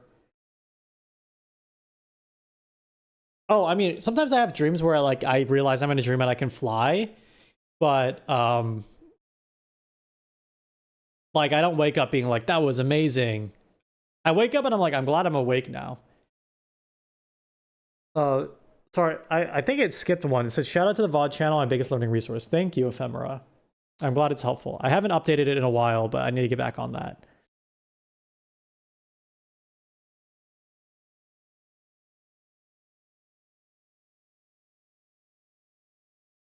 And it's over, I think. I think it's over. That's it? Whoa. We did it. Wait, we got a new question. Okay, now, okay, it's broke. It's broke now. Any tips on having better dreams, please let us know. Actually, I think like not looking at your phone before you sleep is probably good. And not being drunk when you fall asleep. I think I've had my most insane, like actually insane dreams when I like fall asleep not sobered up. And then I like, you know, you're really restless. You're really restless when you're asleep, and then like your brain's on like, I don't know. For me, my brain is really active. My forklift certified? No. No. Who owns the rights to my VTuber commissions, or is that even a thing? I always want to know how that stuff works. Good question. I mean, I think if you do it really formally, the artist should transfer the right. There's like some type of rights thing that like gives it to the streamer. If you do it informally, then like typical copyright laws kick in. But like at the end of the day, the hard and fast rule is for streamers, for independent VTubers, the streamer owns the model. For corporate VTubers, the company typically owns the model. So when like a VTuber quits a corporation, then they can't take the model with them, because the idea is that they basically hired an actor to play a character, and then like the actors, you know, the actor's no longer with them. But yeah. Then they need to change characters. Yeah, they do. And there have been definite exceptions to that, but that's the general rule. There have been exceptions for sure to that. Yeah. that's like corporate VTubing is interesting because I think for some, well, I mean, not for some reason, for a clear reason, people think that's how it normally works. And sometimes I think people talk about indie VTubing as like it's a different thing or like a new thing, where being an indie VTuber, even the concept of being like an indie VTuber is like weird because that's normal streaming. Like most streamers are doing it on their own. That's like normal. The corporate VTuber thing is like, that's the different thing in the streaming world. In the streaming world, like it's weird. It's not weird. It's different if you are on a team. You are special if you're on a team. You are like, that's a different situation than most of the masses. If you have a team supporting you versus like a streamer, like, yeah, it's same thing as being a streamer, but like in VTubing, I feel like it's looked at almost like a norm or like it's part of the practice in some way. The amount of VTubers and agencies is insane. Yeah, exactly. That too. And I mean, okay, I think there was a question about VTubers in the space in general and the future. I mean, I personally felt, I mean, I was going to say I always knew this, but that's kind of a bad way to word it. When VTubers became a thing and there was the distinction between like a corporate and indie VTuber, in my mind, when I saw those two terms and saw those two things, in my mind, I was always like, okay, corporate VTuber is good because they have like a whole team and corporation supporting them and they're like trying to build this whole brand together and they have all these resources. And indie VTubing is like a normal streamer doing their thing, basically. And I think right now, folks kind of realize that you don't really need a big corporation to help you with stuff. You can just do things on your own. And I feel like that's a realization that is like recent. But for me, I'm like, oh, I thought like most people knew this. Where there was kind of there was like security and safety, etc. in being like in a large corporation. There are definitely benefits, like for sure. But then you definitely see with like a lot of controversies right now where people are like, wait, what does the corporation do? Sometimes for a streamer, depending on how they act. And it's like, okay, yeah, like really depends. So yeah. Let's see. Twitch's, sorry, I can't do the TTS thing. It's kind of broke now, but I'll read out the questions. Twitch's first level 100 hype train was today. Can Twitch reach profitability through continually adding psychologically explosive gimmicks, or how would you take Twitch out of the red as a CEO?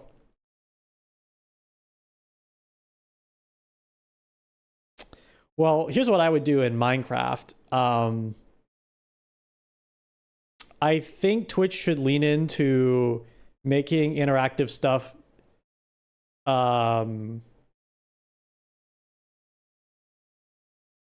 easier to set up. So like one example is like Twitch has its own alert system, and Twitch lets you trigger TTS with channel points. Like, I don't think Streamlabs does this. I don't think Stream Elements does that, like with channel points. And so they have a very unique thing, and like it's not easy or obvious to set up. But you could imagine like a complete one-click integration with that, and like imagine if you could like one-click set that up and like immediately integrate it with the channel point menu, then like you could also attach monetization around it, and then like basically you could just simplify what very innovative streamers are doing and like make it available to everyone else without having to use StreamerBot or anything. That's it. Also, I don't think things like hype training, etc. are going away. Because the other side of that is that streamers also like it. So I mean that's the if you think that's a dark pattern, then like everyone is buying into the dark pattern.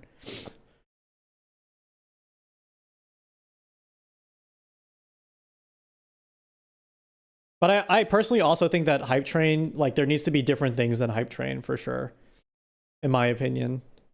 Like, I here's my sort of beef, which is like, what is a hype train? Like, what does that mean? Like, someone explain to me what that means. Well, what is a hype train? Okay, cool. I kind of get it. Okay, I have to spend money to be part of the hype train. Like, what? Okay. The hype train has levels? Is that like stopping at a station? I reached the level 100 hype train. How do you know I just didn't escape from like an asylum? And I'm just saying words. Right? Like, do you know what I mean? Like, I feel like this concept that you spend money and number go up can be like much more creative than what it is right now. And other ways to reframe it. So yeah.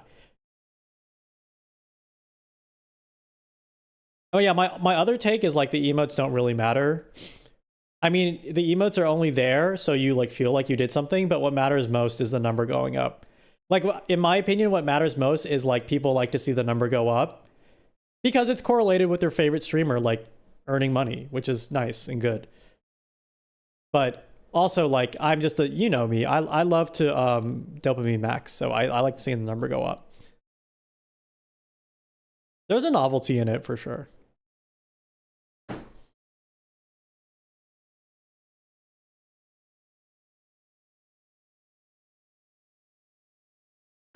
Excuse me. Oh, excuse me. Twitch should do hype trains and planes and automobiles. Yeah. Here's the other thing. Which is like, I just made a funny. Okay, that wasn't a fart. I am literally sipping on water, and then the straw came out of my mouth in a funny way. I'm not making this up. That's what happened. Like, you hear me, right? I'm drinking water.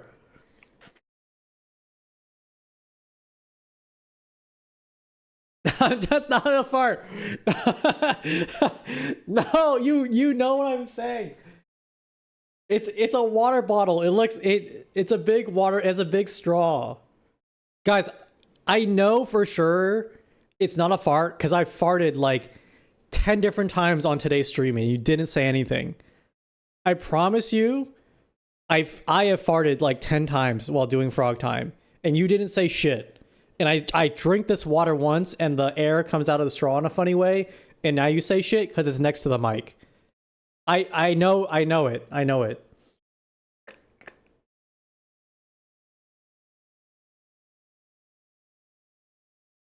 Okay, like here's my actual well, I don't know the logistics of getting Twitch out of the red because that's like so many components. But like if you want streamers to make more money and that makes Twitch more money, this is my actual take. You add a really easy way to create interactive effects on Twitch. Tall order, but like they've already done a lot of the work in that sense, right? So it's like simplifying the setup. That's part one. So like easy, like create bits, do stuff. Second thing is create the update the channel, the goal system. So it basically works like a super long subathon. So let streamers basically set goals at different milestones and then have the goal like auto update every time they hit it. So it's like from 0 to 10, let's say like I'm starting a sub goal, right? Then I can go into a form and be like, okay, at 100 subs, we're going to do a karaoke. At 200 subs, I'm going to do a dance. At 300 subs, I'm going to, I don't know, read fan fiction online. And then like let streamers just like turn that on and never think about it again and just have it show up on their stream. Because streamers already do this today, like manually, basically like making their own Kickstarter thing. It just has to be automated. And I think once that happens, people can earn more, and that helps the monetization. Acquiring a merch org and streamlining that might be something. Yeah, if only there was like a huge e-commerce partner that Twitch could partner with, but I don't know if anyone off the top of my head. Okay, like because what I'm getting at is the deep-seated thing is like, it depends on the streamer to monetize their channel. Right? Like, it's either that I sit here and I have to remind you to spend money, or that, which I don't do because I'm not that way, or like the system does it for me. So would pay for a fanfic reading stream, and you make chat at the fanfic out. Oh, I see what you mean. Yeah, yeah.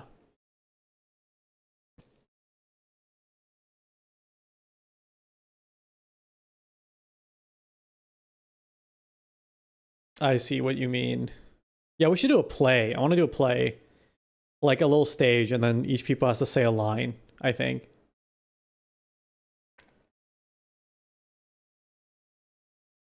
It's actually really interesting to see how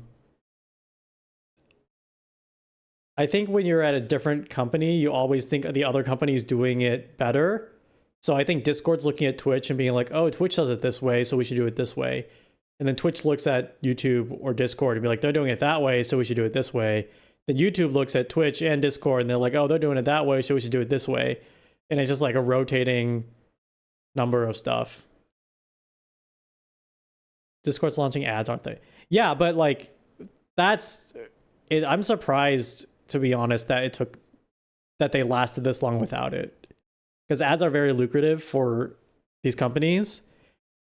I don't even think it's desperation. I think it's just like, when you're at that size and you run a company like Discord in the way that it does, you inevitably will just do that. Would a Twitch limited streaming time? Unironically, I think that it'd be really funny and good.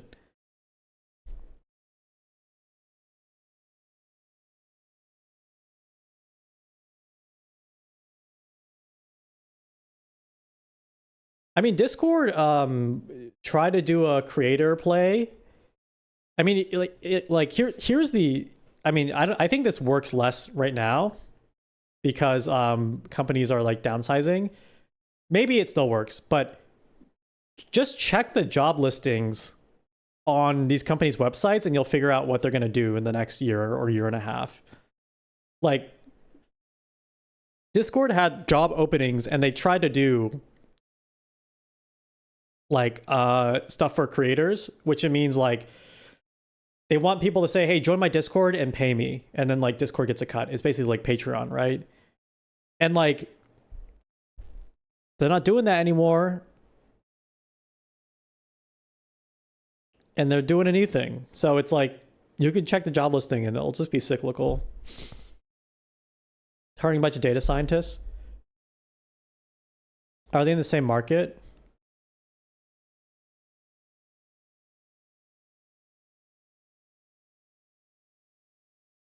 Twitch wanted to make money. They could. It feels like Twitch was the only person Amazon. Amazon more control for them. Just paying for ad space. Data scientist is not AI. Data scientist is not purely AI. It's like it can be AI, but it's not. AI is also like not.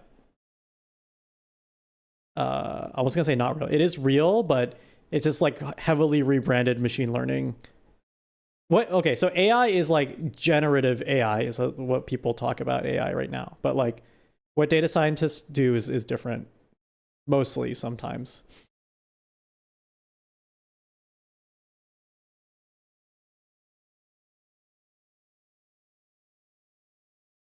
I don't know. I think Discord is here's a hot take. I think Discord is trying to figure out what it's trying to do, because they've tried a lot of things. They've tried Game Store. I think I've heard Nitro is doing pretty well for them, surprisingly. Because every tech company is going through the same, I think, story right now, which is they got a ton of users during COVID, not as many right now. They tried a lot of different things. A lot of things aren't sticking, so they're just trying to find the next thing. So if I'm Discord, this is what I'm thinking. I have no insider info here. This is like purely from my assumptions. I'm Discord. From 2020 to 2022, I got a fuck ton of new users. A lot of those are crypto heads, which I tried to make a play in, but everyone hated me for it, so I'm not going to do that. There's probably a lot of fraud from those crypto heads, so I have to deal with all that shit. I guess Midjourney's on our platform, so I have to deal with that. So they started like a program where more people can build apps on Discord, so I think that's their play there. They're like, oh, you can build apps on Discord. Like Discord is your platform, so there's one play. They tried Game Store, it didn't work because it's all a bunch of gamers. It seems like digital goods is something they are at least experimenting in more because they're selling more avatars, people are paying for them. Like whether it's profitable, it's to be decided, but like, hey, people are doing some action around them. That's good. They tried to do a Patreon where they offered a very generous split, like 95-5 or like 90-10 to creators. They try to use that as a play to get people to like make Discord their Patreon.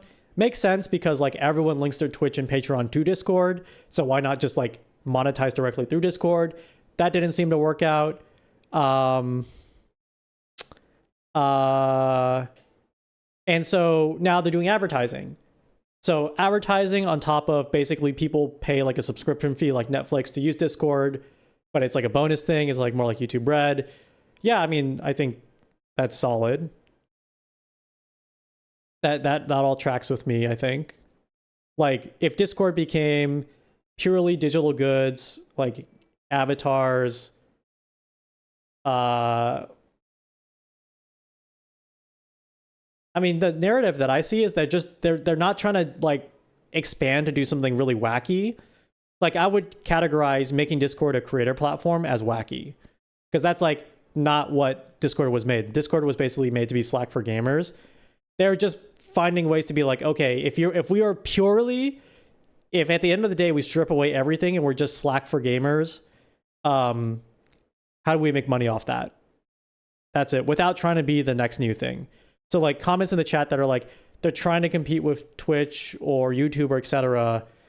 The other side of the coin is they're not. The other side of the coin is, you know, if they have to downsize, they just have to focus on what they're really good at, which is arguably just being a messaging platform.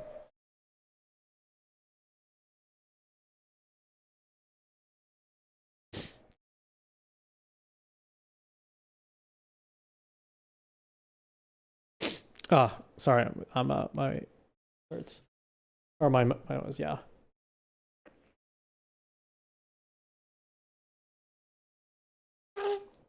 Okay, that fart, that was my straw. That was my straw. Or it made a funny noise. Joel went viral on SpookTube. What? Joel, thank you for the raid. Welcome. Welcome. Well, Joel, thank you. Thank you so much. It's actually, wow, it's actually an honor to be raided by the Joel. We always raid you. Thank you so much. Welcome, guys. I guess we are also winding down. Oh God, sorry, this just happens sometimes. Don't look at that. Actually, guys, don't close your eyes, because if you look at this for too long, it's gonna infect your brain, and we need to contain that. This has been a glitch in the stream, and it's not good. Just look away for a few minutes. I'm having a couple agents come and check it out, but for the time being, they said don't look at the screen. For the love of God, don't look at the screen. Okay, there we go. We're good. We're safe. Thank you, Joel. What videos were you using to wind down with today on your stream? I know you always watching the really comfy cooking videos. You were looking at the stream the whole time. You were suffered by content warning. Oh, I did see content warning. Yeah, Jam sent me a link to play it. I love the premise of the game. I've only seen a few minutes of gameplay, but I love the idea. So I think I'm going to try to play this week. It's free for 8 hours. I mean, we got to pay for it. I got it for free, but I'll find a way to give the devs money. Yeah, this is one of the few times I feel like going free actually really helped their marketing. And then like when it goes back to paid, they're actually gonna get a lot of people paying for it. It's Lethal Company, but influencers. I think more games need to be like that. I think there is a potential for more games to be you are like recording or filming something or pretending to be an influencer. Like that's one of my game ideas, which is like an RPG, like a top-down. Imagine Stardew Valley, but you are an IRL streamer. And instead of managing your farm, you can upgrade your streaming gear. And by upgrading your stream, I'm just giving the sauce away, but like imagine when you upgrade your streaming gear, you get like better Wi-Fi, and then you can like go to more places in your town, and then you unlock more content by going those places. Because like now your signal isn't garbage. You have 5G or whatever. And then you get like, and then you can like upgrade your camera and then get better video clarity and stuff like that. That's YouTube Simulator, but it's not IRL. Farming doesn't pay shit, but streaming on farm does. Yeah. Saucy.biz. If I click this, will something happen? Something bad happen? Do you just link a VTuber hot sauce company for fun? I've seen this around. I think, yeah, Grimmy's on this. You want me to buy this? Well, only $12? That's pretty cheap for like VTuber gear, like that with an influencer tax. that seems pretty cheap. Check this out, itemlabel.com. Whoa, what the heck? 25% off? Wait, for real? Wait, I kind of want this bag. 25% off? Well, it is 25% off. Why didn't you say that? Why didn't you tell me this? I kind of want the bag. I've been looking at the bag for a while.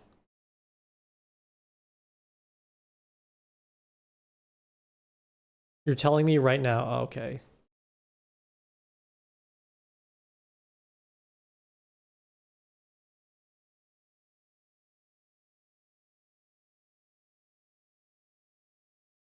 I need to send you a picture of my water bottle, because I think if you can source this water bottle, it would be really cool. Because my water bottle right now looks like a chug jug. I didn't know this, but I had a Stanley Cup. I had a Stanley Cup for a while. And I liked it, but eventually it got too heavy and like inconvenient. And so this new water bottle I have is like plastic, but it's still just as big. But there's a handle and it's really nice, and it's easier to carry.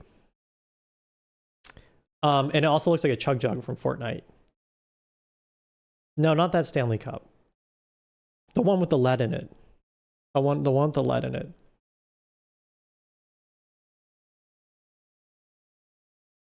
Okay, time to get some. I actually been trying to buy an Item Label shirt. Oh, I just haven't done it. What brand is it? It's from Costco. It's called reduceeveryday.com. The Stanley Cup?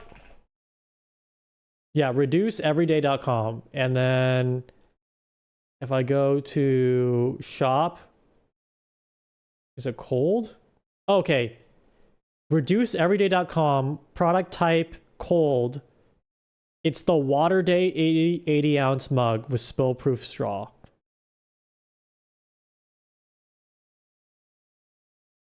Well, select options. Maybe I can take a screenshot and like get you a.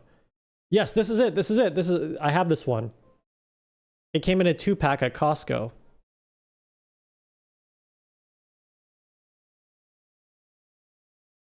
Have you heard of the political party about Lemon Party? I know what Lemon Party is. I have seen Lemon Party. I have seen so much Lemon Party like you wouldn't even imagine. Goatsies at the gates of Tartarus. Lemon Party on the belts of Orion. Hold on, I'm trying to find a picture of this thing I just took a screenshot of. Oh my god, why can't I see it?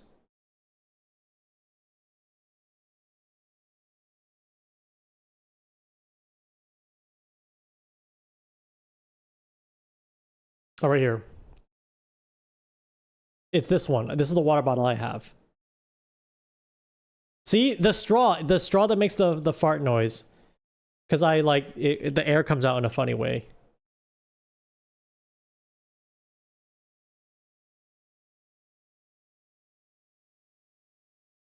Should you go to Costco now that they are near? Yeah, you should. It was the straw. Like the air comes out in a funny way.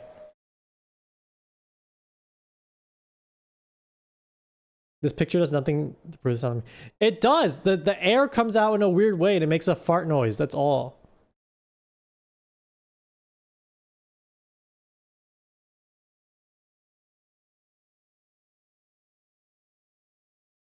I'm getting defensive.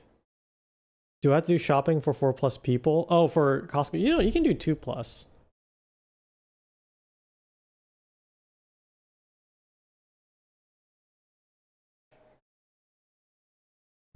Ironically, they have really good kimchi, but is the one place where I've seen them sell a place sell kimchi and it's not in a gallon. Like in most Korean stores, they'll sell kimchi like by the gallon or like in a really huge container. But Costco, the store, like basically that built its brand around buying things in bulk, sells kimchi by like in a really small container. Just strange. No, it's very good. It's very tasty. You got Taco Bell with DoorDash and it was terrible. And now you're mad and make yourself money. Yeah, just watch the Northern Line rant on watch the Northern Line rant on DoorDash, and then you won't do that. You won't do that ever again.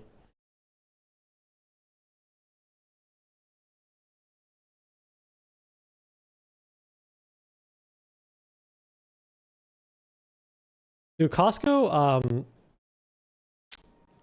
it's been impossible to find a seat to enjoy the hot dog.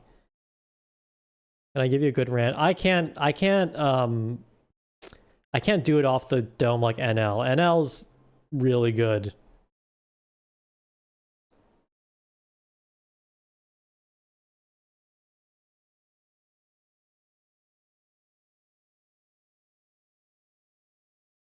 We'll make it go viral. Oh god. Yeah, some Costco's have outside seating, but not all of them. And so most of the ones I think in urban areas, it's mostly indoor seating and it's not a ton. They haven't improved the seating situation since COVID. Yeah, there, NL DoorDash. Such a good channel.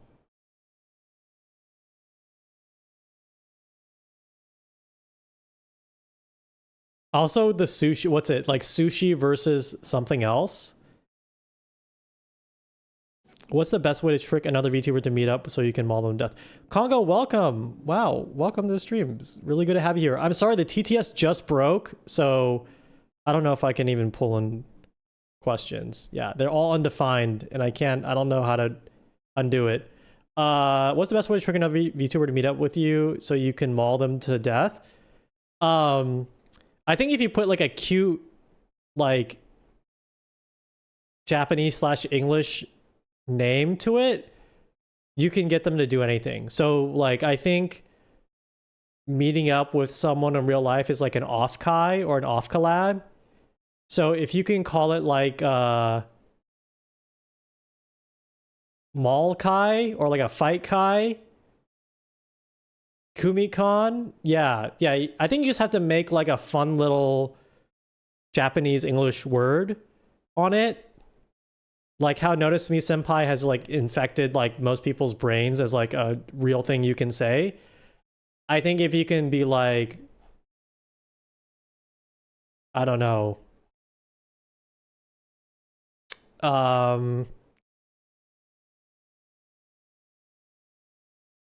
we're doing a samurai showdown. No, you know what I mean? Like just call it like a knife kai or something like that. We're doing a knife collab or something like that to make it sound like content and like chill, but then when they show up you maul them. Yeah, you maul their face off.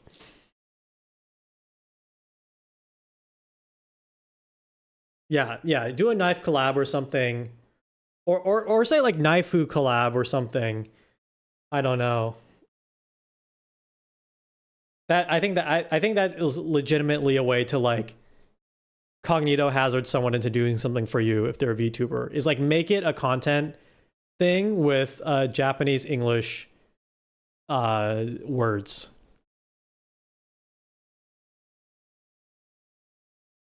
But I guess it can't be a katakana English word because then you could just get people think you're like saying something in an accent and then get annihilated on the internet. So don't do that. But I think if you, I'm trying to think what's like a fun word, like the same way that Zatsu Daniel became like, sorry, I'd use the government name. The same way that people just say Zatsudan for like just chatting. And then it became elevated as a thing. It's like, oh, I'm doing a Zatsudan stream today. And I'm like, what is that? Oh, you're talking. Okay, that's cool. Just chill, you know? I love words as much as you do. So if you can find like a word like Zatsudan, but for like meeting someone in the parking lot and like doing a knife fight to the death,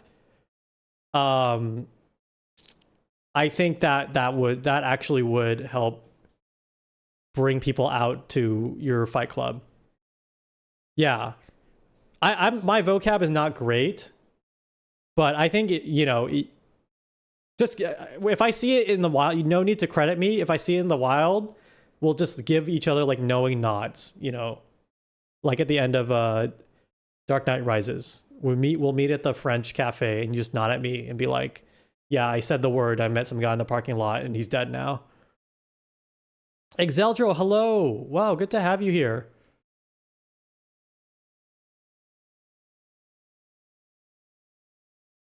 Good to have you here.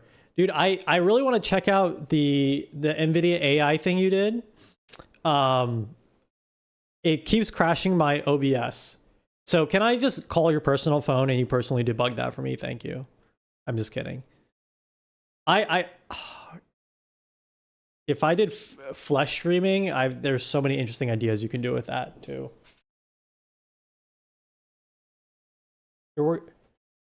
Yi Jichin I can't read the whole name, I'm sorry.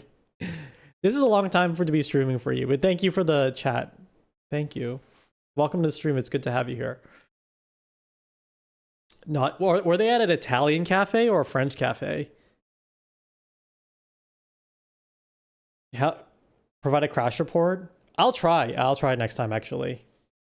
It could just be my computer and like the amount of actually here now that you're here, now that all these people are here, I can show you this what I showed at the top of the stream. Crimson VT, hello. I feel like thank you for the raid. We were doing Q&A, the TTS broke, but I'll still answer questions if you submit one. I feel like Exeldro might be the only person who has this many scenes and sources, or I might have a problem. But it could, like, any one of these scenes could be causing the plugin to break. That's my problem. I should probably just start a new scene collection that's completely blank with no plugins. But that could be a part of it. Yeah. Look what happens if I do Control A, though. It looks cool. I think it looks cool. Press delete? No. It would actually delete the sounds you're hearing. Yeah, save it to your desktop. Oh, did you guys know? Okay, this is like a number of layers that you have to know about. But there's like a comedian by the name of Alan Resnick, and he does really funny skits around computers. He did there's house with people in it. This house with people has people in it, and then also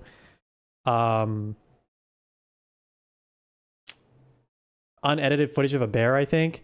But also he has this really funny skit called Save It to Your Death. Oh, Living Forever as Yourself as You, I think. But he had a really good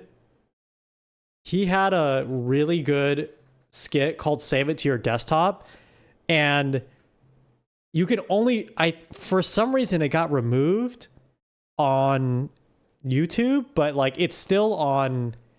I managed to download the file through the Internet Archive.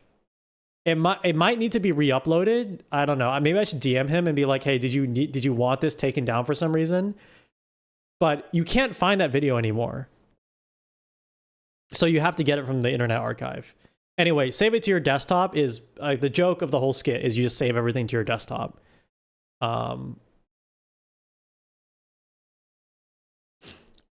Which is, I guess, put it in your main scene.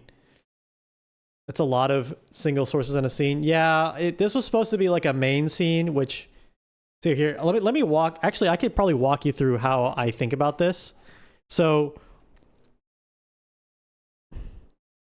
this is my main scene. It's called Inside Porta Potty. This is from like a thing I was doing a while ago and I just kept it that way. But this is my main scene, right? And unfortunately, I've cluttered it with just like dragging in everything that I need. But the idea is that in my main scene, there's basically only my background, which there's now a background folder with 4 different backgrounds. My live 2D model and like chat. Hold on here. Chat and like I actually have different audio sources to split out the audio, right? So it's supposedly really easy. And then if I want to bring in other scenes, I will, if I want to bring in other scenes, I want to just bring in different source mirrors, right? So like I just bring in mirrors of like, basically I build out completely other scenes here.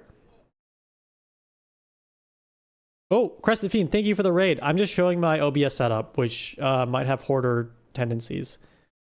Wait, whoa, Gecko. Whoa, that's a really cool Gecko looking emote. I'm gecking out right now. Welcome, welcome. Welcome, welcome. Yeah, this is my OBS setup. I'm trying to walk through like how I think about it.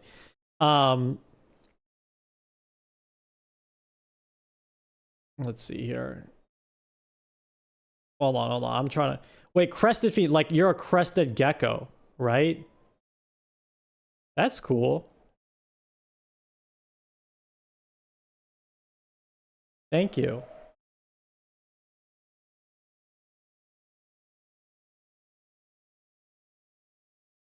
Pancakes or waffles? Oh, what's up, Hot Dog Bomb? Wow, all the cool people are in the chat today. I wish, oh man, I wish the TTS was still working. It kind of broke. I'm a waffles Andy, but I do like pancakes. Both are good, but if I had to pick, I'd like a waffle. But I like pancakes too. Pancakes are just very filling. They make me, you know, they make you very full and sleepy. Well, waffles don't. And they have all the nooks and crannies in there. There's no cool people in chat. Yeah. As long as they have fruit in... Dude! I wasn't thinking about that, but now that you said it, yeah, true. Absolutely true. Yes. Fruit on top of them is key. That is super key. Welcome. This streamer is an actual bong. I enjoyed your inanimate object stream today, really leaning into the new Twitch categories.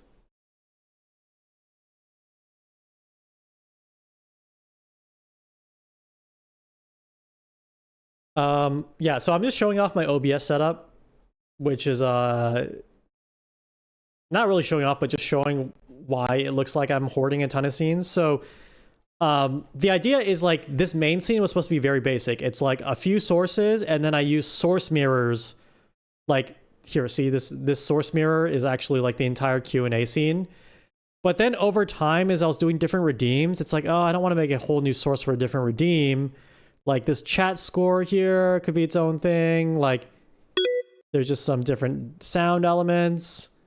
This is the fraction friend. And then there's the word of the day. And then there's like the Patriot. Yeah, there's just stuff left over from all these little channel point experiments.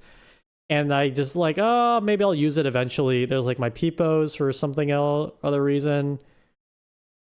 There's the emote that was showing off when we got new emotes. There's a little guy when we were playing the Outer Wilds. That's a noise plugin. That's the black color source.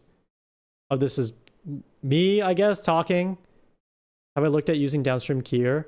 I remember last time you came in here and you just told me one plugin that actually changed my life, which was source clone instead of source mirror. So I will look into downstream keyer.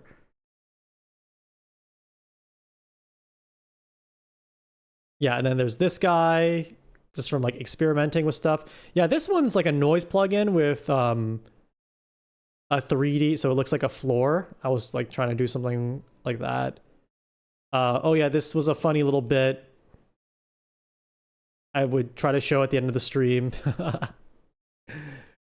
Let's see. I don't know what this is. I forgot why I made that. Oh, okay. There's like the Ring logo, I guess. Oh, there's this.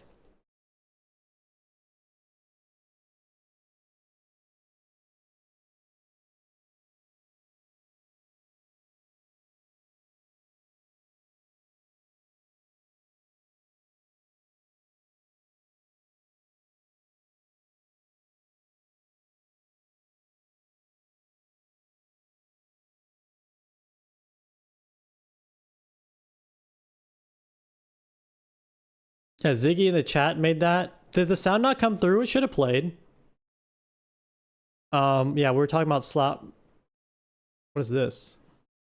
Oh, the Super Smash Brothers explosion is here for some reason. Okay, that's another sound effect.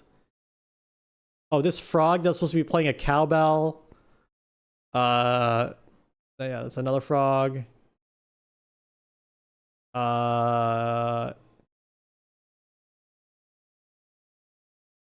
Yeah, there's a lot. So you can see it's not very organized, but the idea is that there's a main scene and there's a bunch of different like sub scenes that support whatever I'm doing that day. It's not very coordinated. Oh yeah. That was a Super Smash for Mortuary. That's correct. Yeah, perfect. Okay.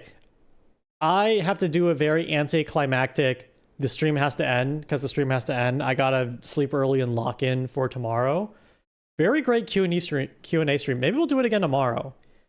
Because I can't stream on Wednesday or on Wednesday for sure, maybe Thursday.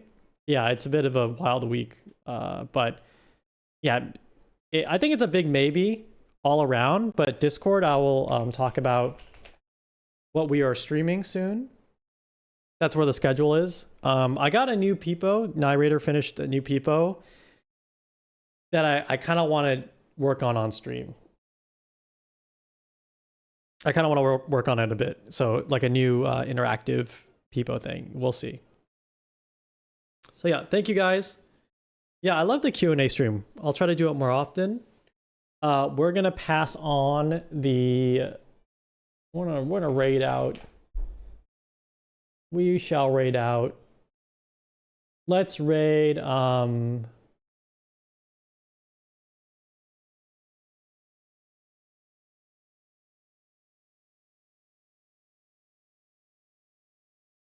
have no idea what's going on, but we're gonna raid Ashton.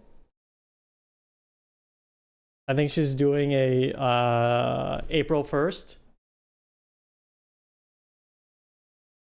She's doing an April 1st funny stream, so it looks hype. It looks cool. Thank you for showing the stream and showing your OBS. I showed you my stream, now show me your OBS. Well, thank you for stopping by.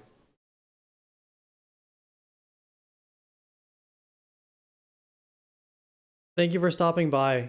We'll do more Q&A and OBS stuff, I think, this week. Okay, wow. I realize I've just been sitting here for 3 hours, which is not good. I'm gonna hit the raid button. Thank you guys. Big things coming.